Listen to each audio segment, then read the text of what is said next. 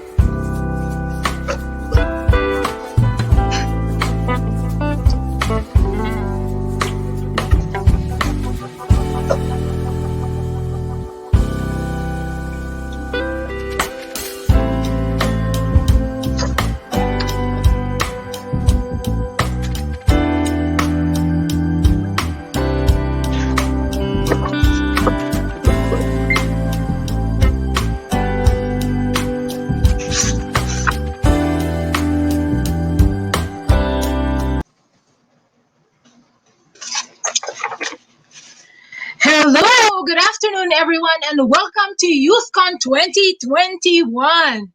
To open our event for this afternoon, we will have the invocation, the Philippine national anthem, to be followed by the recitation of the four-way test of things we think, say, or do.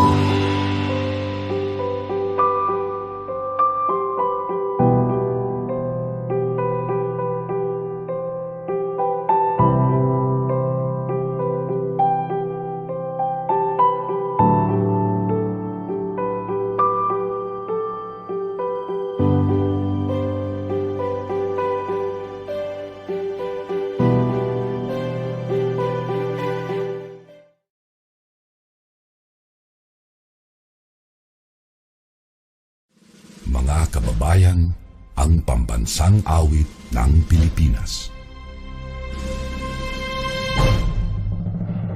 Kayang magiliw, kaya sa sinakanan, alam ng puso, sa titik mo'y buhay. Lupang hinirang, kuya ka ng magiting, sa manlulupin, di ka pasisingil, sa nagagang putok sa simoy at sa langit mo pagaw, ay ginagang tulad, awit sa pagkayang minamahal. Ang isang ng matawad mo'y tagumpay na naghihingi, ang bituin at araw niya kailan pang ay di magtitingin. Luman ang araw ng walhagin pagsinta, mo'y langit sa piling mo. Ang inigaya ng pagkay mga aking, ang mamatay ng dahil sa'yo.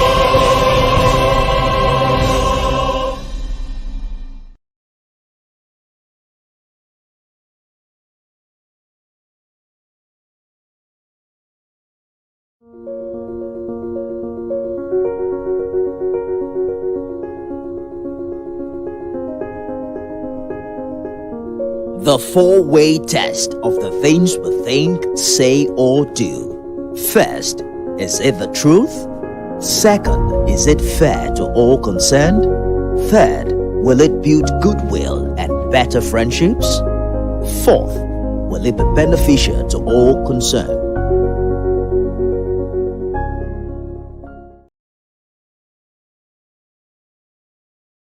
Again, a pleasant everyone. Thank you for choosing to be a part of YouthCon 2021. Today really is a very exciting day as we mark a milestone event as the Rotary Club of Makati Jose P. Rizal hosts our first ever virtual youth congress. YouthCon 2021 enables the youth and young professionals with essential competencies in personal development with emphasis on leadership towards the end goal of making them proactive movers in defining a better normal with 8 powerful sessions delivered by 8 inspiring speakers, this 2 half-day event promises to be an exciting and meaningful session for all of us. I am Rotarian Lavi Peñaverde. Let me tell you a bit of a secret. I'm not supposed to be your host for today, but for some reason, we are having some issues with your host for this afternoon. But anyway, it's so nice to have an advance virtual handshake with all of you. We will be coming in, or we will be calling in your host in a bit, because I think she was able already to fix her connection. So it's a pleasure to be an ad lib host just for this segment of the program. So, to formally open this event, please welcome the Perfect Vision President of the Rotary Club of Makati, Jose Pirisa. Please help me give a virtual welcome to President Janet Lapus. Distinguished guests, fellow Rotarians, conferees of this Youth Congress, thank you for inviting me to address you today. It is a distinct honor to stand before the country's future leaders. Without you, there is no tomorrow, and this is not an exaggeration. Before I proceed to the gist of my remarks, I would like to extend my heartfelt gratitude to the speakers who generously share their time and talent in helping us pursue our advocacy of youth development for a better normal. You reinforce the link between generations and institutions. Rotary remains relevant and steadfast as it continues its commitment of service to others above self, especially during the pandemic. The club underscores its commitment in youth development and empowerment, and this is clearly manifested through cutting-edge modalities on virtual learning series. Allow me to paraphrase Khalil Gibran. You, the youth, our children, are like the arrow, and we, your elders, your parents, are the bow. You will take flight and reach places where we can no longer go. The lower the bow ends, the farther the arrow goes. We may have the experience, but you have the vigor and vitality to discover new ways to address our collective uncertainties. We may have already done our part, but the best is yet to come through you. Given the marching orders of the day, how should we conduct ourselves? I suggest we should be sustained by faith, maintain focus, and possess fortitude. Faith, focus, fortitude. We need to have a formidable beacon, a light so bright that we do not lose our way or our purpose for embarking on this journey. Focus to ignore distractions that impede our respective work. Fortitude to face inconveniences and irritants that are common among those who champion causes and advocacies. Always remember that our resilience is dependent on the authenticity of our interior selves. Self-mastery is half the battle won. Before I let you go, just one more stretch from the bow. Be grateful. Have a grateful heart. Indeed, there are so many things to be grateful for. Live and lead a grateful life. You will experience clarity of mind and true peace as you face the challenges of adolescence and hone your spurs to maturity. Faith, focus, fortitude, and a grateful heart. Thank you very much. Have a happy day ahead.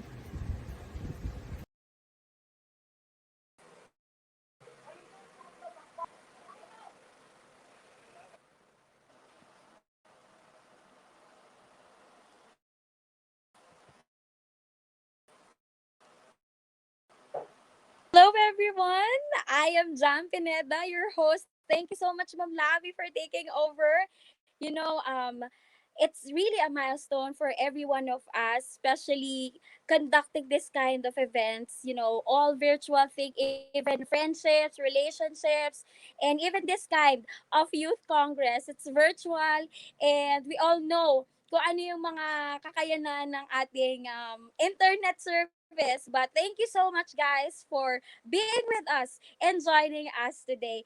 So thank you so much as well, Perfect Vision President Janet Lapus. And we are now ready and excited to learn new things in our sessions. So sit back, grab your pen, paper, or gadgets, and please do take a lot of notes, as many as you can, especially with our first speaker, who is a convergent education advocate.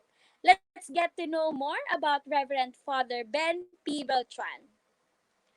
Well, Father Ben is the president and CEO of Sandiwaan Center for Learning, an education facility that aims to use technology in building 21st century skills for out of school youth.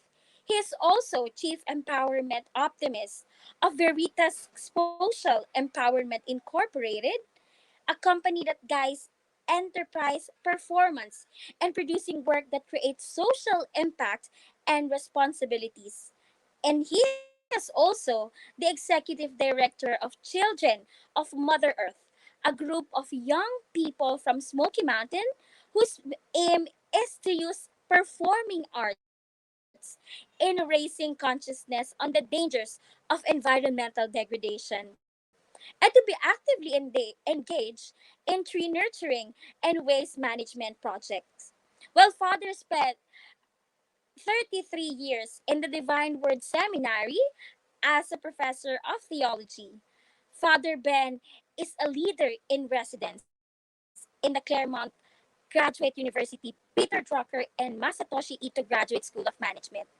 Well, to talk about championing education for a better normal, please welcome. It is my pleasure to introduce you, Reverend Father Benigno Beltran, SVD. Good afternoon. Good afternoon. Thanks, Jam. Thanks to all the technical staff behind all this. Empowering education for the better normal. Let's not go back to normal. They call it the Great Reset. But let's stick to the empowering of education. I have been teaching theology for many years. I taught in Germany and the United States. But most of all, I work with out of school youth, giving them online education for the last 25 years. Diyan na ako tumanda. Empowering education. Empowering the youth. And how do you empower them? By lighting a fire. Because William Butler Yeats said, education is not the filling of a bucket, it is the lighting of a fire. So the old paradigm, you memorize all the capitals of the nations in the world, current events, that's no longer the case because of the paradigm shift. This is very important.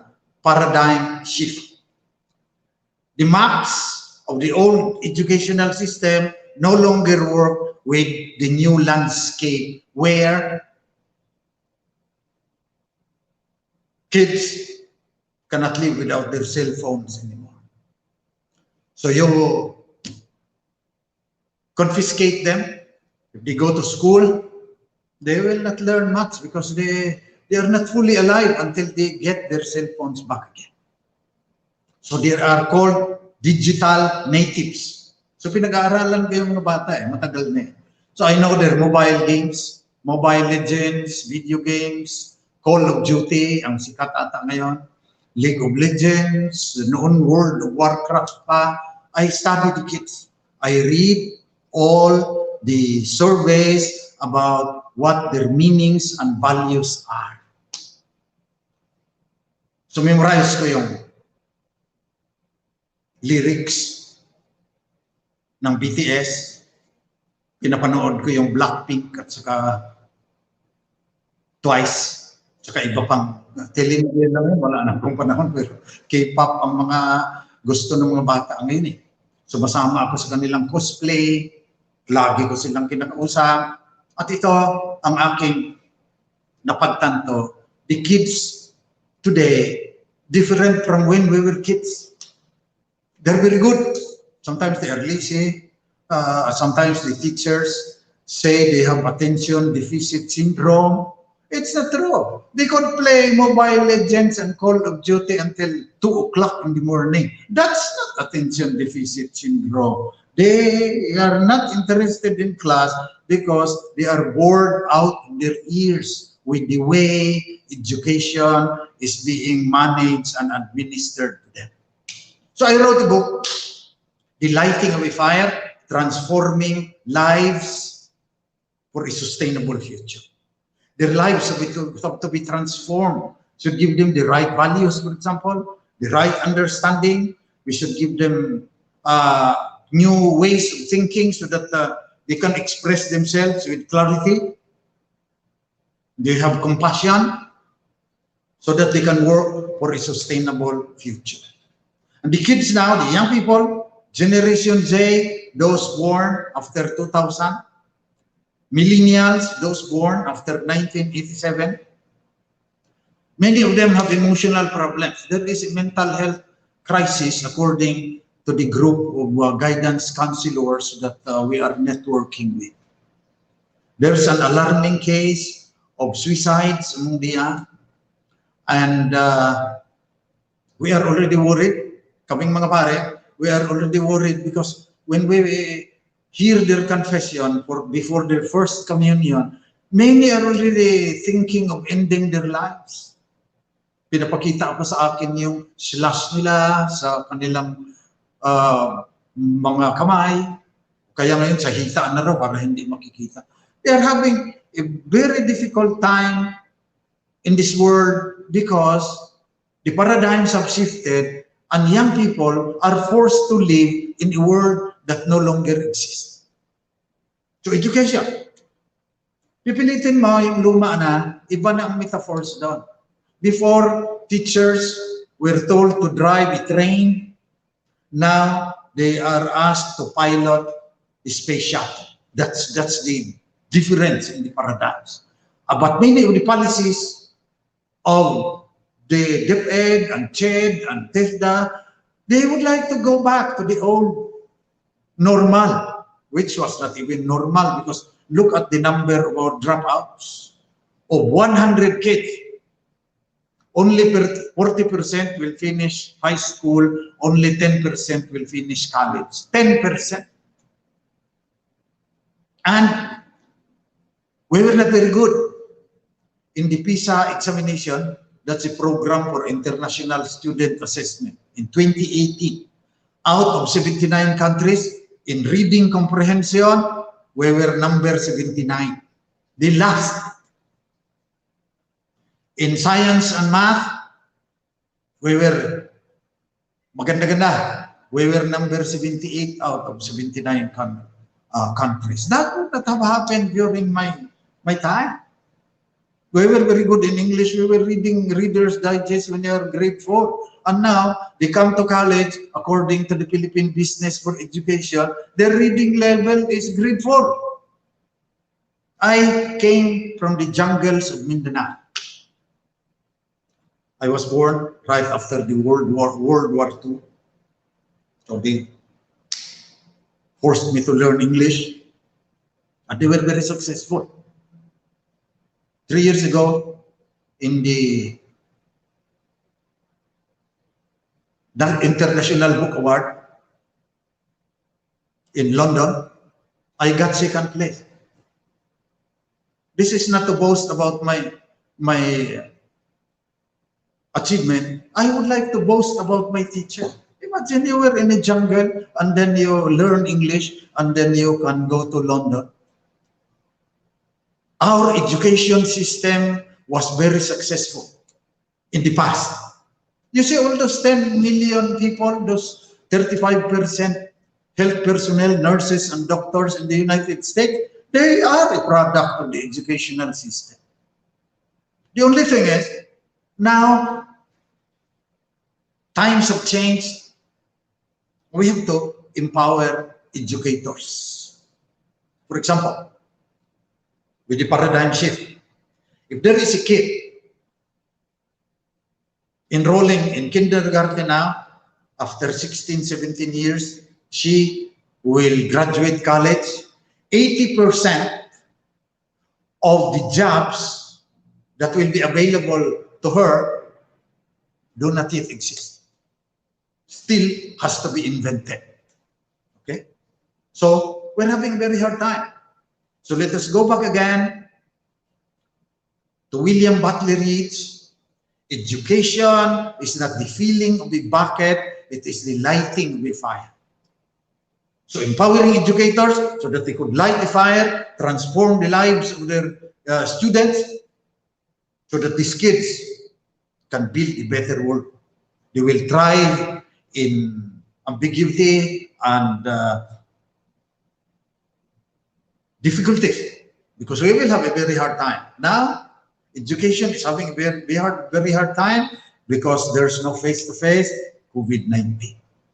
It will even have an even difficult time in the coming months because of the economic disruption. 40% of small and medium enterprises have closed, gone bankrupt. Very few of them will be able to get back on their feet. And there's a bigger problem, according to the scientists. If we do not work now and teach the kids how to mitigate climate change, there will be catastrophe waiting for them in the coming years. So we really have to empower them. And what would be the strategy? The strategy would be to teach them new thinking skills, like systems thinking. For us, in the ALS, systems thinking is paramount, because that's how the scientists describe reality now with the Einsteinian view, theory of relativity. The world, the universe is vast. It's one. It's made up of the same stuff, but it's all connected. It's a galactic system, planetary system, solar system. System is paramount. Systems thinking, then critical thinking. And what I would like to talk today, since we do not have enough time, would be design thinking. Can you please show the slides, please? Okay, next. Okay. So this is design thinking in education. Next, please.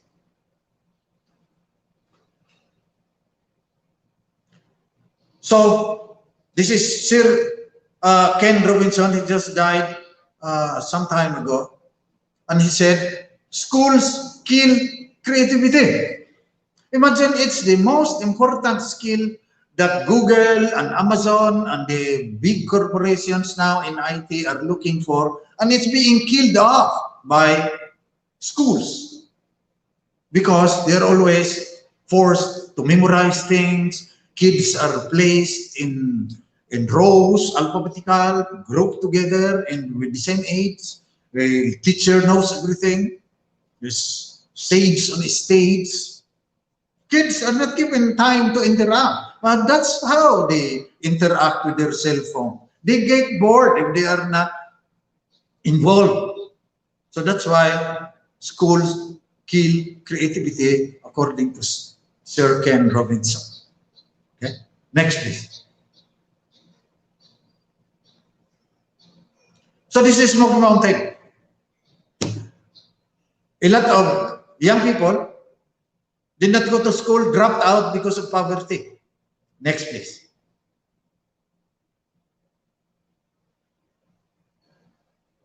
Next slide. So because we taught them new thinking skills, we gave them a vision, understanding, clarity of thought, and how to adapt to changing circumstances. The former garbage dump looked like this when I left. 15 years ago. It's not as beautiful now. But in a garbage dump, because of the new way of thinking of the people, especially of the young, former scavengers are living in medium-rise housing. Next, please. So young people were scavenging in the garbage heaps. We did not have time to go to the formal school. That's why we went into the non-formal education program. Because if you do not educate these young ladies, they will become mothers at 15 and grandmothers before they are 30. Education is very important, especially for empowering the women. You do not even have to give them contraceptives. Because if they can go to school like hundreds of young people and then get jobs, which we did in Smoky Mountain, they will not get married at once. They marry at 25, 27, because they are economically free, could go to the movies on their own. They are not dependent on the man to tell them who they are and what they should do. So if you give them contraceptive and they are not educated, they do not have the self-discipline to take it every day, something like that. So the Catholic Church frowns on contraception because of moral reasons. That's correct. But mine is practical reason. My experience, empowering the young with education that will give them jobs, then they do not have as many children as those who could not read and write. Next, please. So these are some of those young people you saw in the former slides. Mga anak inang daigdig, children of Mother Earth, performing arts group, all born and grew up in Smoky Mountain, 9 times invited to the United States, 6 times in Japan, 3 times to Europe, umabot kami hanggang Stockholm in Sweden, once to Australia, and we would have gone back to Australia last year, but because of the COVID, we were prevented from doing so. Performing arts. That's why in our ALS, we do not only use STEM, science, technology, engineering, mathematics. We have STEAM, science, technology, engineering, arts, and mathematics. So they also help in changing the consciousness of scavengers in Smoky Mountain, that they have value, that they have talent. Next, please. So the children in the garbage dump like this had hope because most of those dancers that you saw, 90% of them finished college. Some early, some late, but many of them finished college and they have jobs. So kids like this were given hope, at least when I was there. Next, please. So we have some 100 children, 3 to 6 years old. We started them young because if they learn from others, they will have wrong values in the use of technology. So the German embassy gave us an interactive board. So these kids were learning on an interactive board, their ABCs, their colors, their numbers. We hope that another Bill Gates will come out of the young people from the Smoky Mountain if this will continue. Okay. Next, please. This is a young scavenger. Dropped out with grade 3, grade 4. That's where most of them drop out. Next, please. But many of them, after our training, they're very good now in Minecraft education, for example. They get awards. We are using Minecraft education to teach them coding, financial literacy, social and emotional learning. That's empowering. Instead of always scolding them that they're always in the game, light a fire that, this is what Amazon and Google would like. You play a game and then you learn coding, you learn computational thinking. That's what we do in Smoky Mountain. Next, please. We also had a lot of groups, a rappers group and a rondalia. The arts will foster design thinking. Next, please. I wrote a book also about how the minds of the kids have been changed because of technology. Next, please. Okay. Technology has transformed learning. This is what happens. So before, they were only listening. Now they have to create content. So the modern digital learner is self-learning. Okay? They learn from their peers also. That's why yung always lecture from the teacher, they do not like that anymore. They like a project like we are planting bamboo with Rotary 101 Rotary clubs from the district 3780 of Quezon City. So we would like them to learn from bamboo, yung mga kanta at saka poems about bamboo, then business math using bamboo as construction material, creating other products, for example, then the history of bamboo, something like that. So it's project-based. And we found out that the kids learn better that way instead of the usual way. You learn, the bell rings, you learn mathematics. Then the bell rings, you learn social science. Nothing at all to do with each other. It's a silo. It's not connected. Okay? So with the technology, we can always do it now. They have iPads. The kids in the garbage dump, former garbage dump, and also in the other slum areas of Tondo, I asked for used iPads from Philam and other companies.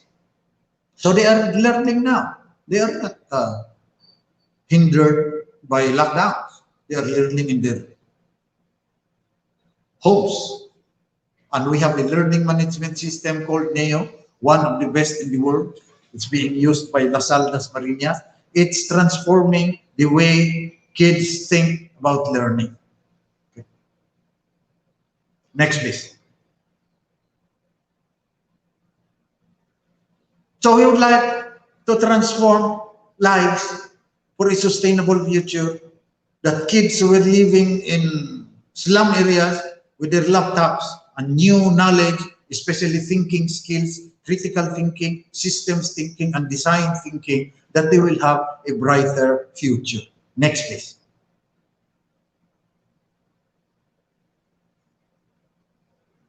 Okay, so we are organizing another Minecraft competition, sustainable cities. You build a city using Minecraft where waste management system is okay, you use renewable sources of energy, the transportation is systematized, something like that. We're organizing it again with the DepEd, with FELTA, and with the Sandiwaan Center for Learning. Next, please. This is our LMS. It's too small to discuss, but we have a learning management system that has already voice recognition.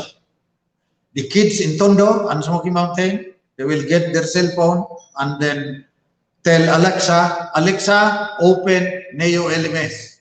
Access the Sandiwaan Learning Hub, and their lessons are there already. It is interactive, it is digitized, teachers of their own avatars. That's happening, but only very 120 people, while there are 7 million out of school youth. Next, please.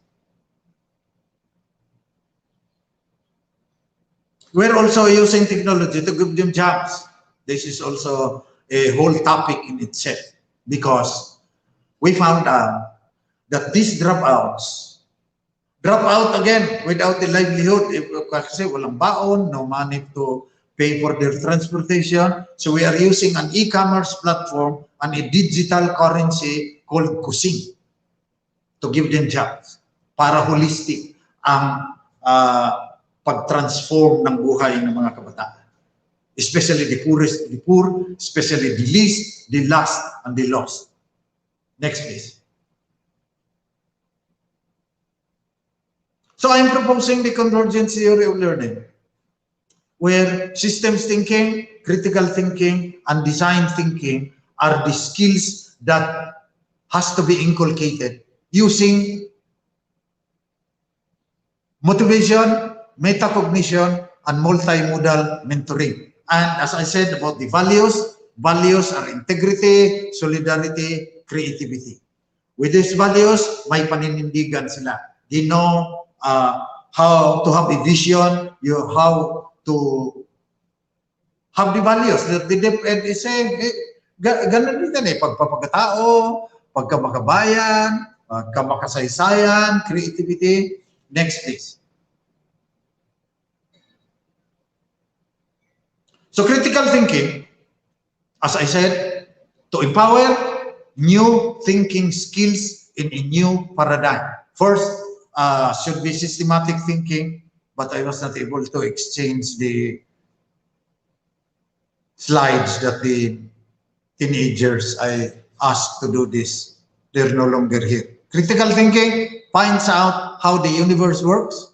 Systems thinking looks at the connection between things and events, and design thinking creates new worlds. Imagine if there are thousands upon thousands of young Filipinos having these thinking skills, not only memorizing, not only answering quizzes in true or false or multiple choice. Critical systems thinking, critical thinking, design thinking. Next, please. So the values are pagpapakatao according to them. Integrity, constantly becoming the whole person, discovering your passion, discovering your sense of purpose, having meaning in life, you know. So you use that mindfulness. You are aware of yourself, self-awareness, then metacognition, you know what happens when you know, and then you have self-discipline through work habits. These are the values that will transform the young people of today. Pagpapakatao. Next, please. So design thinking is a structured approach making innovations happen. Kailang may bago. You have to produce something new. It is the ability to identify the most efficient way of finding things out, making new things, and the most efficient way to get things done. Next, please. Solidarity is the second value. Everything in the universe is connected hanggang doon sa electrons, sa neutrons, may mas maliliit pa dyan ngayon, Higgs boson, muons, leptons, quarks pa nga. Everything is connected. So we should also learn how to connect to each other, to God, if you have faith, and especially to the environment. You enhance social and emotional skills para hindi magiging sociopath yung maraming mga bata. Include them in the community of support and give them new eyes to see deeper patterns and connections. Next, please. Design thinking fosters the creation of a culture of innovation in the classroom. Hindi yung puro memorize lang. Simula pa lang. Daycare, prep, nursery pa lang, turuan mo na ng design thinking ng mga bata because we could not save this world if we do not have new ways of thinking and if we do not design things that will adapt to paradigm shifts to the new situation today. Next, please. So creativity from design thinking. the passion to produce something true, good, and beautiful. So we should celebrate imagination. We should not kill creativity. So that needs metacognition or contemplation, needs visioning, needs innovation. So that the kids can build a better future for themselves. Next, please. This is the book that I wrote, The Lighting of a Fire, Transforming Lives for a Sustainable Future. As I said, comes from William Butler Yeats. Education is the lighting of a fire. It's not the feeling of a bucket. Yung pupunuin mo lang yung kukote ng mga bata ng napakaraming facts na nasi-search naman nila sa Google. Bakit mo pa memorize yan? In 7 seconds flat, you could find out what the capital of Kazakhstan is, for example. It's the whole wisdom and knowledge of the human race is already in the fingertips of the young. Teach them new thinking skills so that they will know how to look for relevant information. Hindi lang puro TikTok na lang sayaw-sayaw sila doon. Relevant information that will help them thrive in spite of the volatility, uncertainty, complexity, and ambiguity of the world that they are living in. Next, please. So thank you very much. I think I used up most of my time. So if there are some questions, I think Jam will be glad to answer it for you. Joke lang, Jam.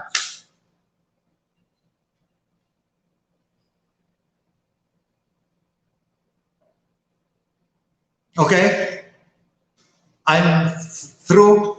If there is time for question and answer, we could do them now.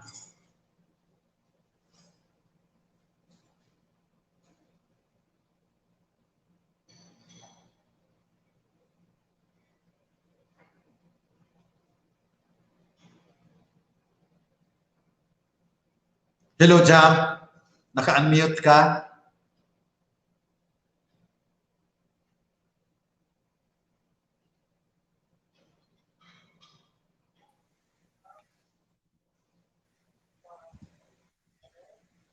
Hello, Father Ben. Hello. Ayan, naka-unmute na nga.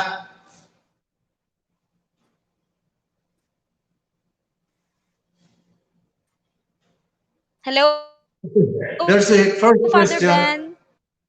Yes. Do you think that online classes are more of a requirement, compliance than learning?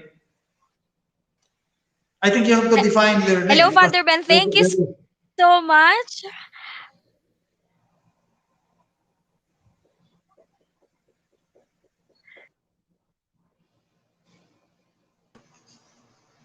Father Ben, hello! Maraming salamat po for thank you very much, Father, for empowering us. What a wonderful way to start our YouthCon. And Father, if you are looking at our chat room, ayan, may mga nagtatanong na po, no? Can we flash in the first question? I think the first one is, Father, ano raw ba yung quick tip dun sa mga estudyante natin na medyo nasa-stress na with the so many online requirements that they need to do, Father? The education system should be transformed. That's my point. Okay? They are stressed because they are forced to learn with antiquated metaphors. Okay lang? Luma na eh.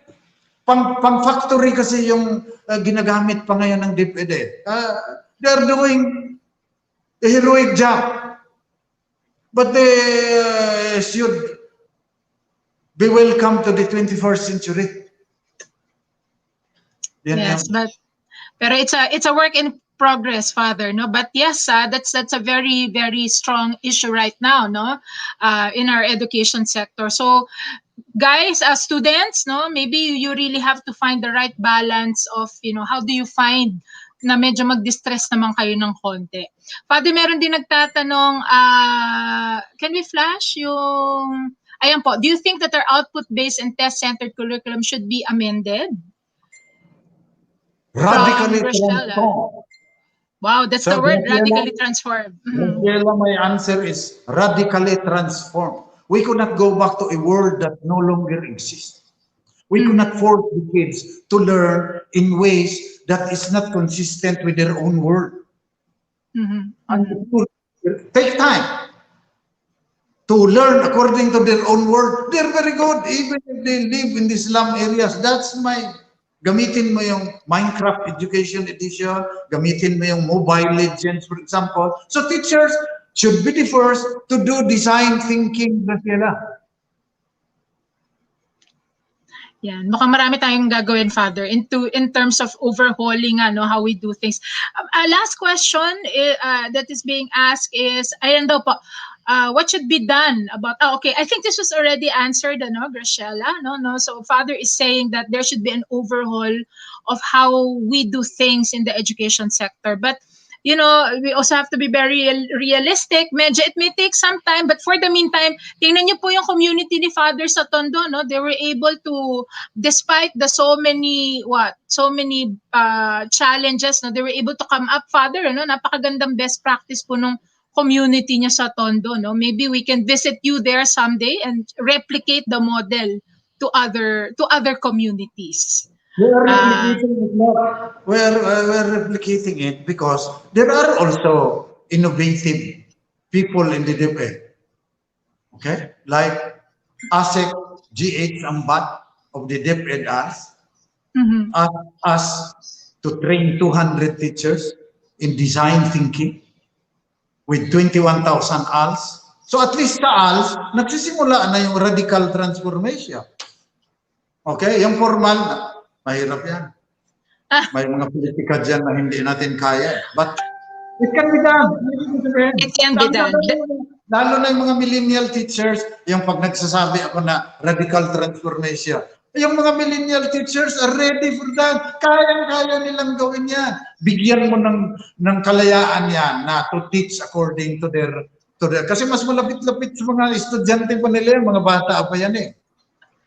Eh minsan, pag may edad-edad ka na teacher, ayaw nang matuto ng game-based learning at saka yung nabago ngayon, kawawa naman yung mga bata. Pinipilit na mamuhay doon sa isang daigdig na matagal nang naglaho. Yes, yan. Thank you, Father. Operative word na narinig natin kay Father, it can be done. It can be done. It just have to be us to get things going on the ground.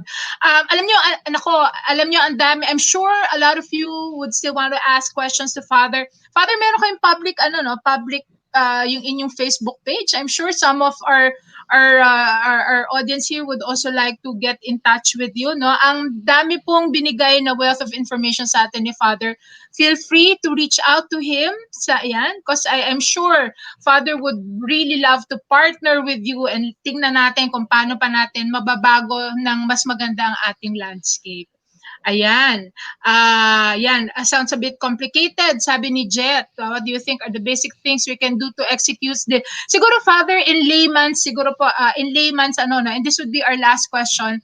Ano po ba yung design thinking, no? Kasi when you say systems thinking, parang medyo technical ang dating sa iba. But how can we simplify it to layman? Paano po ba natin gagawin? Ano po yung mga key disciplines ng systems thinking?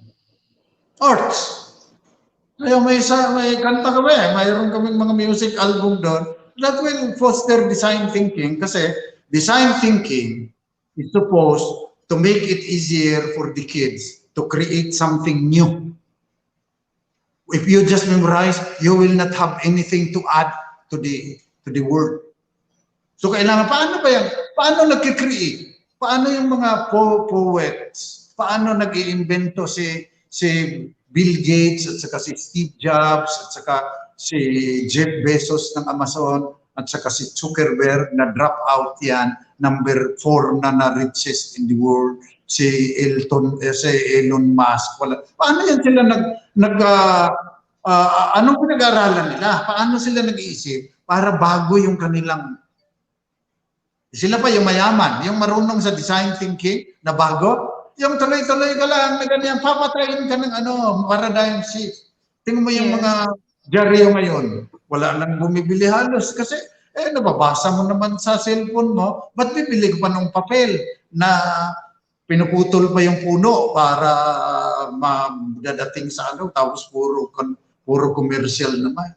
Tingnan mo yung ano, wala na yung analog na TV. Yung mga Generation Z at saka mga millennial, hindi na nanonood ng TV yan. May sarili yan silang program, download nila kung saan-saan yan. May sarili silang TV station eh. Yes. And guys, you heard it loud and clear from Father Ben. It's all about creativity. If we want to redefine a better way of doing things, it's all about honing our creativity. And with that, Father, wow, maraming salamat po. You are actually giving us a lot to think about, and more importantly, a lot to maybe ano ba yung ating mga game plan so that we will be able to really contribute to that better normal landscape that we're talking about. Father, as a humble token of our appreciation, can we pull up the thank you, Father? We learned so much. Maraming salamat po on behalf of the Rotary Club of Makati, Jose Rizal. We would like to give you the certificate of appreciation presented to Reverend Father Benigno Beltran, SVD, for generously sharing his knowledge and expertise as resource speaker on the topic championing education for a better normal, given virtually this 20th day of February 2021 from our President Janet Lapus and yours truly as the project chair. Maraming salamat, Father Ben. Thank you po, and we will definitely follow all the things that you have shared to us. Ayan, binigyan niyo kami ng palaisipan. Thank you, Father Ben. Maraming salamat po. Thank you. Salamat po, Father Ben. Thank you. There you go, ladies and gentlemen. What a wonderful way to start our YouthCon this afternoon. And I'm wondering if Jam is okay already with her connection. Alam nyo, better normal yan. Ha? Talagang we really have to, ito yung mga, ayan na si Jam. Jam, are you good? Yes, Ma'am Lavi. Hello. Yeah, Thank there you you so go. much Take it again. away. Take it away. Yes. Yes, again, thank you so much, Father Ben, for that inspiring speech for all of us here. So, yeah, we would like to thank the following sponsors. For without them, Youth Congress 2021 wouldn't have been possible.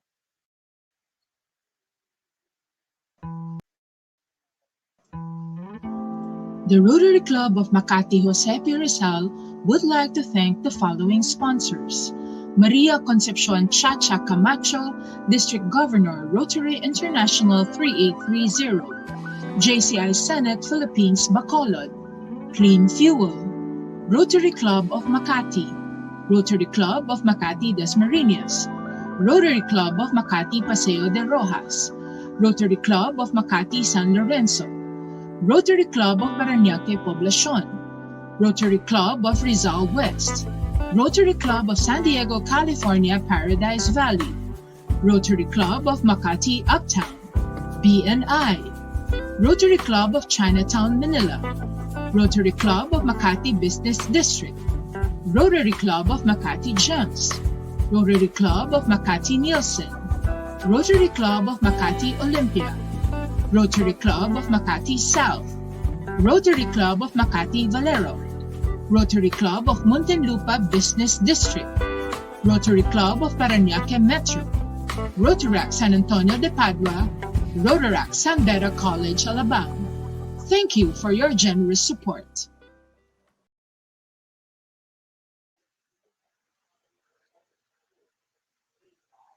All right. Thank you so much to all of our sponsors. And I hope everyone can give them a round of applause. Thank you so much for all of you. And we're on to our second session. Are you guys excited? Could you please comment down if you are excited for our session two? Please comment like. If you can comment down. And yes, moving on to our next session. Well, we are all set to learn from our next speaker. Well, when the world transition in a different pandemic landscape, our communication dynamics also change. How do we become a better communicator in the virtual or hybrid world? Well, that is why we have our next speaker, who is a Toastmaster International World Regional Speaking finalist, Mr. Orly P. Tugob. He is a certified public accountant with more than 25 years of banking experience. He is a USAID and Asian Foundation certified trainer on mediation in business, negotiation, and conflict resolution. Well, as a speaker, Mr. Orly mixes humor, motivational and edutainment, and even story teaching techniques. He moves the business model from the workshop to the workplace using cases drawn from his experiences. Orly's trademark methodology, Rainbow Accounting, combines theoretical and practical application of financial management. Practicing nonviolent communication, he has been teaching negotiation skills, conflict resolution, accounting for non accountants, and effective oral communication for more than a decade at the Armed Forces of the Philippines and National Police Schools. For 2 consecutive years, Sir Orly represented the Philippines. It is our pride that he represented our country at Toastmasters International Speech Contest in San Antonio, Texas, Atlanta, Georgia, and USA. He won second runner up among contestants from all countries outside the United States and Canada. A professional trainer and speaker, he is the founder and CEO of OPT Business Consulting Agency. And to talk about communicate to influence, please welcome Mr. Orly Tugob. Hi, John. Thank you. It feels so good to listen to all those things about me. Thank you, John. Yes, John introduced me as Orly. Yes, please call me Orly. Don't call me sir. Don't call me mom either. Just plain Orly. Yes, I am an accountant by education. I'm a corporate trader by profession. I'm also a movie star by hallucination. Right now, in the midst of the youth, the teenager, I am just like you, hallucinating that I still am belonging to your group of people. And I really admire the youth because of your vigor and vitality. There's so much strength, there's so much energy, and there's so much enthusiasm about what the world can give you. But sometimes this vigor and vitality turns out that you do some crazy things. But I'm not here to ask you if you're crazy. I'm here to find out if you are in your right mind. Okay, I'd like you to follow me with this little activity. In a while, at the count of three, I will ask you to clasp your fingers just like what I'm doing right now. Do not unclasp until I tell you to do so. Okay, I think that's easy. Do I see a thumbs up, please? Please show me your thumbs up if you know that you can easily follow me. All you need to do is clasp your fingers. Do not unclasp until I tell you to do so. Okay, let's shake our fingers or our hands right now. And 1, 2, and 3. Clasp your fingers. Okay, do not unclasp. Look at it. Is the left over right or right over left? Okay, I want you to check if it's left over right or right over left. And I want you to type in whether you're right or left. Type in the word right if it's right over left, nasa ibabaw yung right, or left if it's left over right, kung nasa ilalim yung right. Okay, I'd like to see you typing in right now. I'm looking at my screen. I don't know if people are typing in. So this is what we really wanted to happen with everyone. Show me your energy. Show me your vitality. Show me your animation. All those things put together. Okay, so I see one saying right if you're left over right or right over left. Okay. They say the kids now are crazily you cannot let them be disconnected with their gadgets. So that's exactly what Father Ben had told us. And it has got something to do with the left and the right sides of the brain, the way we are being taught in school. Okay. What has it got to do with influencing whether you're left brain or right brain? Okay. There's a theory here, the brain dominance theory, that if it's right below the left, it means that you are a right brain person. So what is a right brain person? We're using the emotions. We want art when we make emotions. And what does it mean when the left is right below the right? It means we are rational thinkers. We use our brain. We want logic to be able to arrive at a certain decision. I was surprised some 2 years ago when I drove my father to the emergency room of National Kidney. The doctor asked my father to do this, touch the tip of his nose and the tip of his finger. And I was surprised. I was so many meters away from the emergency room, but I was looking at the doctor giving instruction to my father. Then after several hours, when I met the doctor, I asked the doctor because of such curiosity, doctor, why did you ask my father to do exactly just touch his nose, the tip of his nose, and touch the tip of his finger? And he told me that he was suspecting that my father had stroke. If my father cannot point exactly at the tip of his nose and the tip of his finger, whether left or right, he would know whether it's the left or the right side of the brain that was affected. Wow! I thought that this is just a theory. I did not realize that this kind of thing would really happen in an emergency room of a hospital. So, what has it got to do with influencing? Well, remember, when we are influenced, we make decisions. And when we make decisions, it's either it's based on emotion or it's based on reason. When we talk of emotion, that's the right brain. And when we talk about reason, it's the left side of the brain. We want logic. We want you to tell me how did you arrive at this situation. So that will be the left side of the brain. But when we talk about the right side of the brain, give me colors, give me beautiful words, talk to me. Now, this is theory. I did not realize that there is some way. Is there an application to the real life? I did not know this many years ago. I was introduced as a banker, and I spent more than 25 years in the banking world.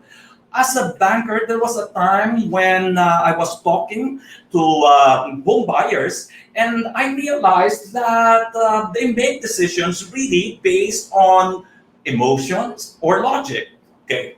One day, I was talking to the wife of a home buyer, and I started the conversation, Ma'am, if you choose 15 years to pay, ganito ho yan. Ganito ho yung computation namin. I'm an accountant. I'm very well versed in computation. And I asked her, Ma'am, gusto niyo ma'am, can I show you the computation? Just in case na magkaroon kayo ng konting problema, 1 month you are unable to pay, there will be some penalties. While I was computing, I can see her mind floating and looking at everywhere in the bank, not at me, not at my computation. And then I started talking to her, Ma'am, nakita ko na ho yung results ng aming credit investigation. They were able to visit the house. Wow, it's beautiful. From the gate alone, I like the color. It's blue. Then her eyes sparked. Blue? Naganda ka ba, Orly? And then I realized that she is now conversing with me. She is now connected with me, and that's the conversation is now flowing.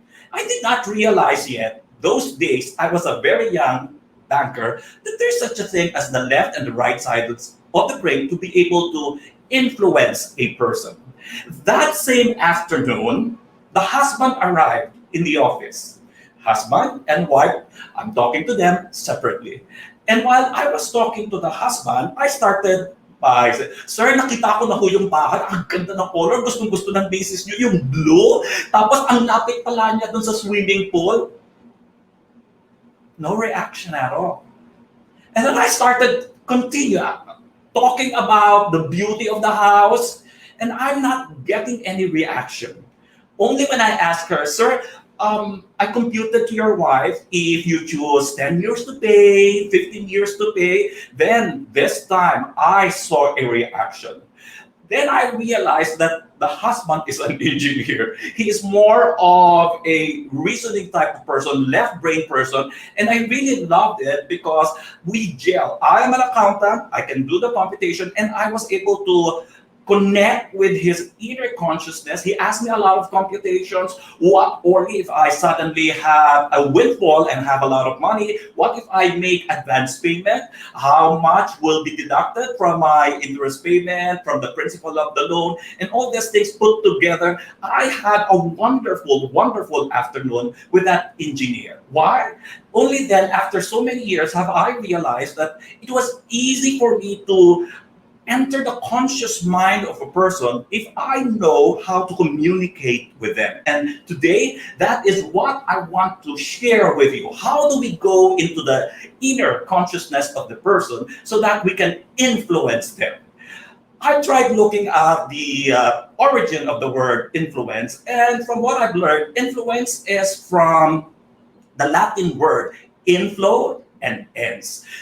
And for us to easily understand the essence of influence, I want you to imagine a river that is flowing, joined together by other rivers. They stumble and they roar and they continue to move forward until they reach the final destination. But all the path that they went through, that they passed, they create an impact. We're not rivers, but definitely we are communicators. And in the world we are living in right now, there are many clutters. As I speak to you right now, I am in competition with your gadgets. I may be very far away from you, I may not be able to see you, but definitely I'm doing my very best to compete with the likes that you have on your Facebook post. And I'm sure some of you are looking at your cell phone and finding out, did my best friend already like what I posted this morning? And that is one of the greatest challenges that we have as communicators. From communicators, what we need to do is to transform into a communicator. And communication, again, it came from the Latin word communis. When we say communis, there's something common in both of us, all or among us. And that's what I want to do right now. I have a little question for everyone. You are leaders and you're attending this convention because you wanted to learn. And what is the question? How do you want to be perceived when you speak? I want you to type in maybe 2 or 3 words, an adjective that would describe how how you want people to perceive you when you speak. Okay, everybody, I'll be expecting you to type in your adjective, maybe 2 or 3 words. I'd like to see how you will answer this question. How do you want to be perceived when you are speaking? Anong gusto mong picture? Anong gusto mong makita, ma-imagine ng mga tao kapag ikaw ay nagsasalita? Okay, let's see how your answers will come in. Princess! Thanks so much, amazing sir. Thank you. I also feel amazing, and I hope you can answer my question. How do you want to be perceived? How do you want to be perceived as somebody credible? Do you want to be perceived as somebody who is, engaging? Thank you, Michael. Professional. Jared Perez says that you want to be perceived as professional. You want to be perceived as somebody who is inspirational and interesting. Okay, great. I'm looking forward to knowledgeable. Thank you, Nicole Padilla, for those. Yes, you want to be perceived as somebody who is confident. Okay, please let those beautiful adjectives come in. Now, my second question is, accommodating, Facebook user. Accommodating. Now, my second question is, and I don't want you to type in your answer. What is it that you think people will perceive you which you don't like? This is the kind of perception, let me rephrase myself. This is the kind of perception that I don't want people to have about me when I start speaking. And of course, I don't want you to share to anyone those words or those adjectives. I'm okay with the first question, with everything that you've written there. Okay. Yes, all those words, beautiful phrases, beautiful adjectives that you place there are what is important when we are communicating. Remember, for communication to become an influence, Remember, we now have a lot of influencers in the virtual world. For us to become an influencer, there are three things that must happen. First, you must be heard. If you are speaking and your voice is drowned, nalunod lang siya with all the many people speaking right now. If you post something right now sa internet, di ba? Ang dami-daming nagsasalita, and most likely, because of numbers, how many will be able to listen to you very well? When we say listen, read your message. The second item that I want you to remember for you to be able to influence is that if they listen to you, were they able to understand? Were you able to deliver your message with such great clarity that the reader or the listener are able to really capture the essence of your message? And the last is, which is very important, for us to become an influencer, it's not enough that you are listened to. It's not enough that they understood what you wanted to happen. What is important is that there must be an action. And what are those actions? Okay, first, let's go into the mindset of the person that you are speaking. Okay. If you are the influencer, just like what's happening right now, the number one thing that you need to do is find your focus. As I speak to you right now, my focus is not about me. I'm not thinking, kita pa ba yung mga pileges ko as I speak right now? I'm not even thinking, nakatayo kaya ako tumayo, baka naman nakikita yung laki ng tummy ko, no? But what I'm thinking is that if we have 300 youth listening to me right now, am I able to understand who they are? Am I able to understand what value can I give to this young generation after my talk is finished? Will I be able to understand and answer what are your needs? It's a Saturday, beautiful Saturday afternoon. We all know, coming from a week-long engagement online, ang sarap mag-gaming, ano? So why spend your day with us listening to a person just like me and Father Ben? Because the focus is not about us. We were thinking about you. Who are these people who might benefit from the words that we are going to share with you? That's the first item. That is the mindset of an influencer. Okay. If you notice, there are a lot of influencers right now on Facebook and all the other social media accounts. And each social media account influencer has its own targeted market. I cannot recall the name of this guy who just passed away, I think, last year, but he has a very good following. And that following, some of them you cannot, or maybe many of them, you cannot find that following in another type of influencer.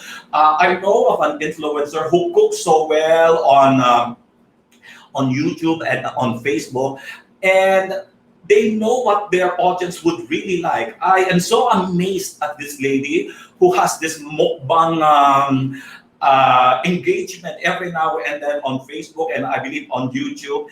And she doesn't speak, she doesn't utter a word, yet she has millions of followings. That is her focus. She gives in. These are the needs of my people. They want to hear me as I mince, as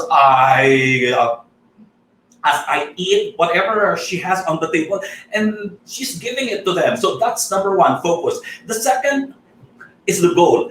The mind of the influencer should be able to enter the conscious mind.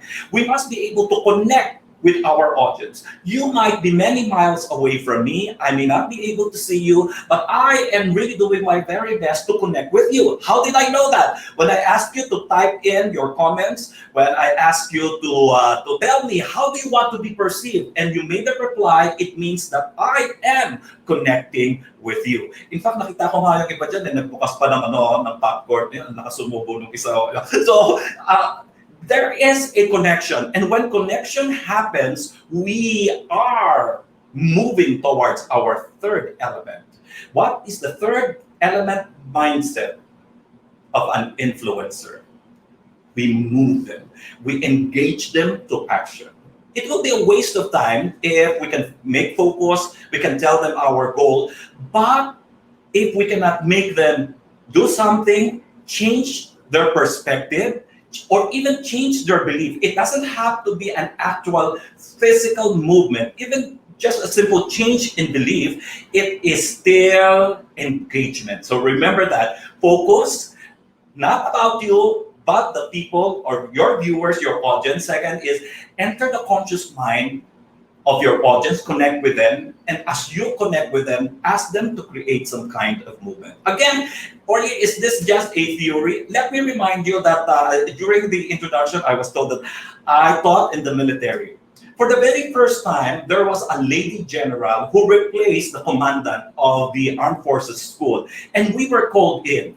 I do not know how to react to a lady general because for the many years I always had communication with male general because that's something which is usual in that kind of environment.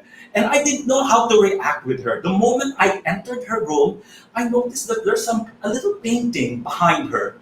It wasn't looking professional, and during the conversation, I was a little bit worried because I wanted to get an approval from her on the change in the curriculum.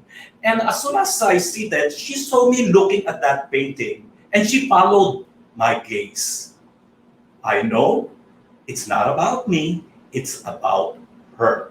When she followed me, I know that I am doing my connection. And she asked me, Orly, bakit ka tumitingin doon sa painting na yon? Ay, sorry ma'am.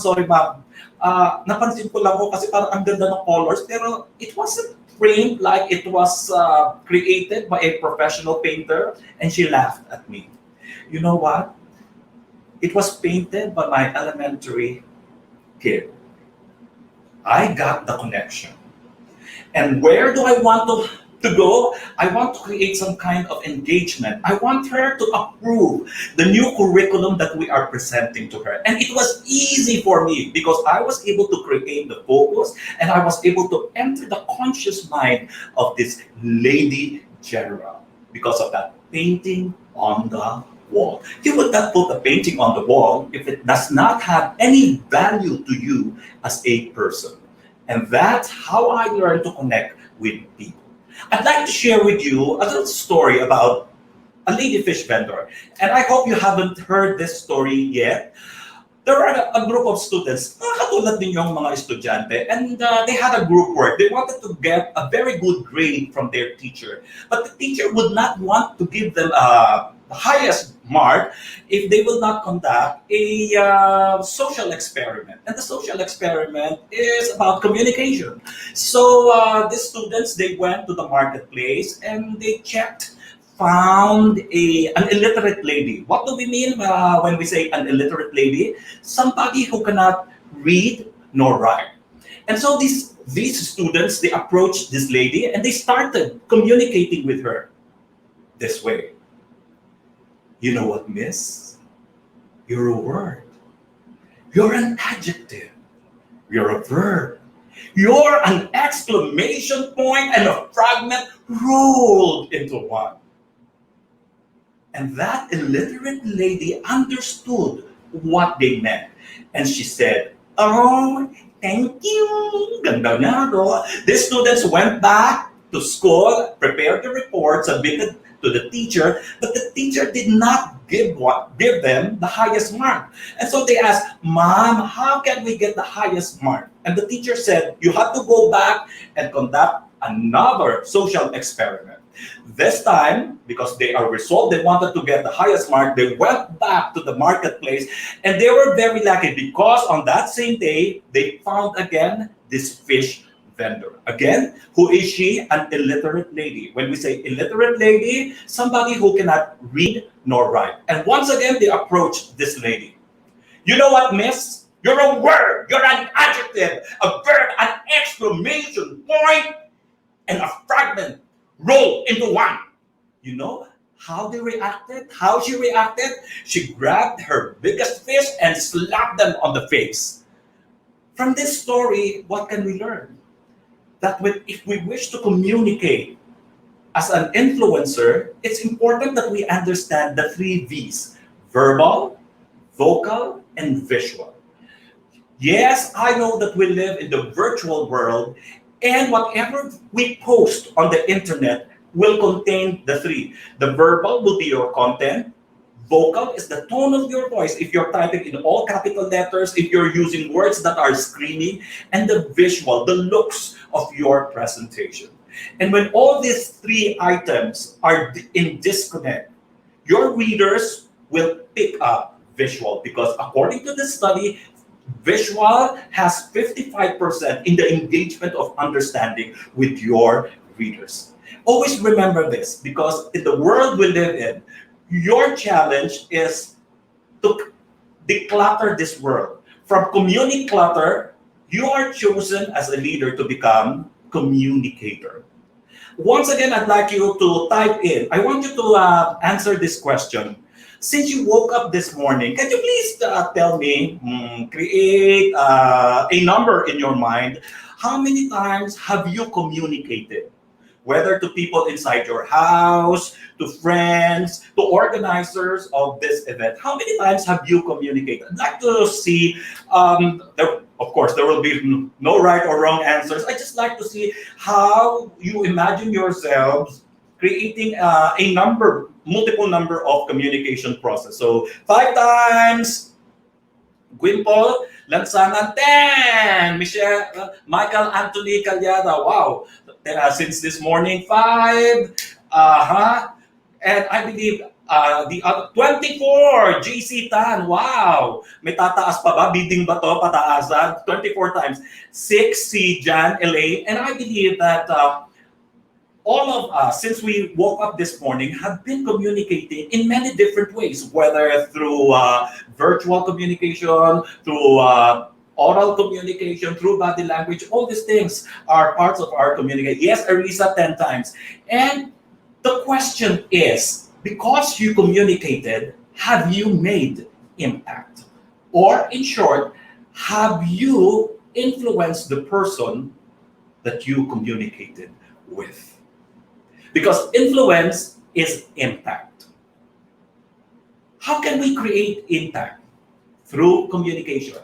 Let me bring you what happened 230 million years ago. 230 million years ago, comets collided. And what happened was the extinction of dinosaurs. And that impact of millions of years ago are still being felt today. So my challenge to everyone is that in what ways can we use communication to create an impact among people just like you? How do you create an impact using communication? I hope you are still listening very well right now because if you look back dun sa announcement ng COMELEC is begging for people like you, the youth, to come out and register. Go to their virtual site and register for the coming election. That is the kind of impact we want to happen. And I know that I would have been very successful in this short talk. This youth congress, I know, will be very successful if you can reach out to your fellow youth, if you can influence them, tell them to register, because if you can communicate, if you can speak, you can influence. And if you can influence, you can build a better Philippines. And I hope when I see you again next time, I will not ask you to clasp your fingers. I will ask you to raise our glass because you made an impact. Congratulations. Back to you, John.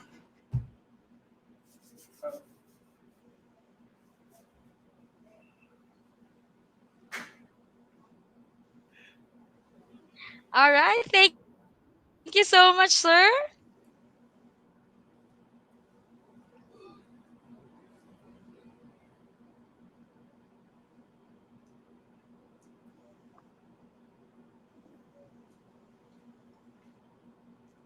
John, I think you're live. Are we getting questions or are we asked? Are the youth asking me if I'm still hallucinating?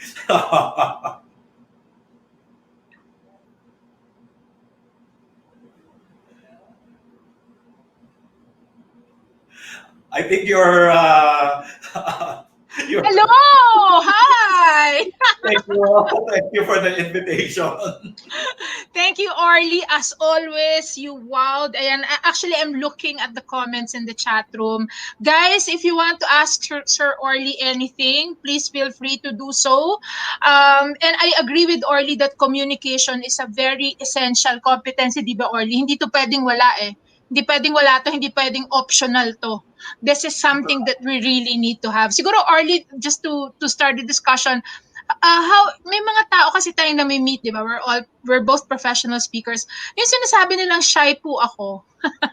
How do you handle that? Yung nahihiya, you know there's so much many ideas pero nahihiya. How can we ano that, Orly? How can they overcome that? Yes, thank you, Lavi, for that question. I am very much amazed with what's happening right now in virtual world. I know of a teacher who created a curriculum where every student is provided a whiteboard. Why? Anong gagawin sa whiteboard? Kasi alam niya na maraming mahihaing estudyante, and the sad reality is that pag mahihain yung estudyante, hindi sila nakakapag-recite. So what happens is that each student has a whiteboard. Pag nagtanong siya, tataas mo yung whiteboard, kung tama yung answer mo, it is as good as if you were reciting. And so that is what's happening right now. Yung sinasabi ni Father kanina, total restructuring of our educational system. Okay, mahihain ako kasi whether left brain, right brain, or in the middle brain ka, the beauty of our communication system, the virtual world, is that we are able to participate. Kung meron kang gustong sabihin sa teacher mo in a private message, or you can easily type in and everybody will easily will read your answers. You don't need to really stand up and participate and be heard. You will be heard through the medium that we are using right now. Siguro mag-umpisa tayo doon, no? If you're the type of person na mahiyain, start typing in, send it to your teacher. I'm very, very sure they will appreciate that. And over time, may mangyayari na pagbabago sa atin. But the first thing is that magsimula tayo. I have a beautiful story, kaya lang baka may ibang mga, I'll take in more questions. Sige. Thank you. I think what Sir Orly is saying is find your medium, di ba? Like, si Father Ben said, art. O, kung magaling ka mag-drawing, edi drawing, di ba? So, you just have to find your medium. You have to speak up, guys. That's the bottom line. You have to speak up. Sabi ni Bianca, hi, Sir Orly, how can we widen our circle of influence? Very good question, Bianca. How can we widen our circle of influence? There is this beautiful book by, sounds Italian, but I believe it's now cheaper ngayon sa Amazon, if you can download this. He was talking about, in that book, he's talking about the weapons on how to become an influential type of person. Other than just being positive, look at people, sabi natin kanina, pareho ba tayong right brain? Baka naman makakahugot ako ng same energy from you. Are you left brain type of person? Baka naman makakahugot ako sa inyo. In that story that I shared with you, nung kausap ko yung engineer, kasi math siya eh. Accountant ako, pareho kami, wow, na nagko-computer kami, nung china-challenge niya ako, only computing mo nga kung magkaroon ako ng pera, magbayad ako. I felt that it's not really a challenge that he wanted to prove to him that I can compute, but I took it in a very positive angle that I am in the conscious mind of this person. So to the person who asked that kind of person, that question to me, widen your angle and scope. Tingnan natin, sino dito yung medyo like aking interest sa kanila. Start with them and then slowly, as soon as you gather your confidence, lalaki ng lalaki ang iyong circle of friends. So get back to Rotary. Tell us how fast you're able to enlarge your circle of influencers. I like the plugging. Sige, Rotary is key. And Rotaract is key. Sabi ni Ariana, do you have suggestions for how to find common ground for conversations, especially with strangers? Ayan, yung mga, how do you start a conversation, lalo na with strangers? Yan, common ground, Orly. Ano yung tip mo dyan? I don't know how to answer because this is my story, no? Mahirap ikwento kasi I started, hindi ako ganito kalakas magsalita, kaingay. Mahiyain ako. In one of the speeches that I delivered, I shared with Labi, no? Hinila ako ng teacher ko nung elementary ako dito, papunta sa harap ng klase because mahiyain talaga akong magsalita. Okay, how do we start conversation with strangers? Yung story ko kanina nang pumasok ako dun sa room ng general, first time akong makikipag-usap sa lady general. I don't know kung ano ba pagkakaiba ng mentality ng isang babae at doon sa isang general na lalaki, no? And then I tried looking at the surroundings. Sinasabi ko sa kanina, people will not put on your desk something that has no value to you. Dahil nilagay niya yung painting tayo, that must be something valuable to that person. If a person has, may hawak siya coffee mug, you can start a conversation. Oh, I like that coffee mug. You're a coffee drinker? Then ask that question. And then from that conversation, sabi natin kanina, the focus is not about you, but about the person. Listen carefully. Dun sa sagot niya, ay, pinahawak lang sa akin ng ate ko. Uy, may ate ka! And then continue on. Remember, the conversation is not about you, but about the person. Thank you for that question. We have room only for siguro last 2 questions, guys, no? Okay, From go. Nicole, sabi niya, good afternoon, sir. Do you have any advice for introverts who would want to become influencers? Nakatahiyan, Orly, because someone is also asking about how do you, pagka raw mahiyain, ano? So siguro tahi-tahi na yan, ano? Sige, go ahead, Yes. Orly, please. Okay, sige. Mahiyain din ako. Ang hirap mo, walang maniniwala.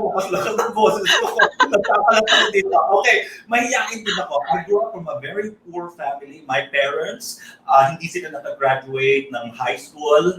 Mahirap lang kami, no? And I know someone lagi siya nagpo-post, he's a certified introvert. But it will not stop us from sharing, especially right now. I love the world you're living in. Kasi in your four-corner room, you can communicate to the world, you can post, let them react to it, hayaan lang natin na mag-flow yung mga thoughts ninyo. This is what I observed those mga introverts. Introverts is about, hindi naman tayo marunong lumabas to meet the world. Kaya lang, ang bigat natin pag ginawa natin yun, it takes a lot of courage for us, not more energy pag ginawa natin yun. Learn to say a word, 1 or 2, and then, katulad nung sinabi ko kanina, palaki ng palakihan. Don't mind much on how people will react, whether negatively, but look at it in a very positive manner, and find out in what ways can I overcome all these things. Hindi ko sinasabi na hindi ka na magiging introvert, ano? Lalabas ka, gagawin mo yon. Pagtapos nun, babalik ka sa sarili mong mundo. Hihinga ka ulit ng maluwag. At ganon ang mangyayari. Why are we doing this? Because as a leader, wala pa akong nakitang leader na hindi lumalabas sa shell niya and communicating to the world.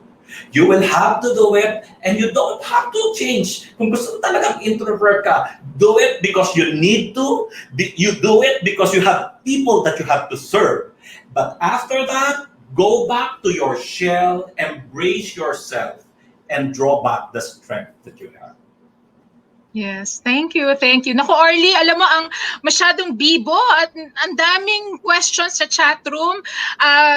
Magsusoft plug lang ako. It looks like this is really something that we can bring to a full-blown seminar or learning session. So, hayaan nyo, we will send again the invitation. We will definitely invite back Sir Orly to do and to share as much as he can about how do we communicate effectively. Diba, Sir Orly? Any other... Go ahead, please. Yes, Lavi. In fact, nakita naman natin how Rotary influenced the world. Many years, 1950s, ginamot nila, kinontrol nila ang polio. Ngayon, meron tayo, di ba, COVID. So, paulit-ulit ang mundo. And I'm very, very sure, you young minds who are listening to all of us now, we are counting on you. Introvert, extrovert, reverbert, or whatever you may be. We all need you. We need you to influence the world, especially our country. And we need you very much. Thank you, lovely. Maraming salamat.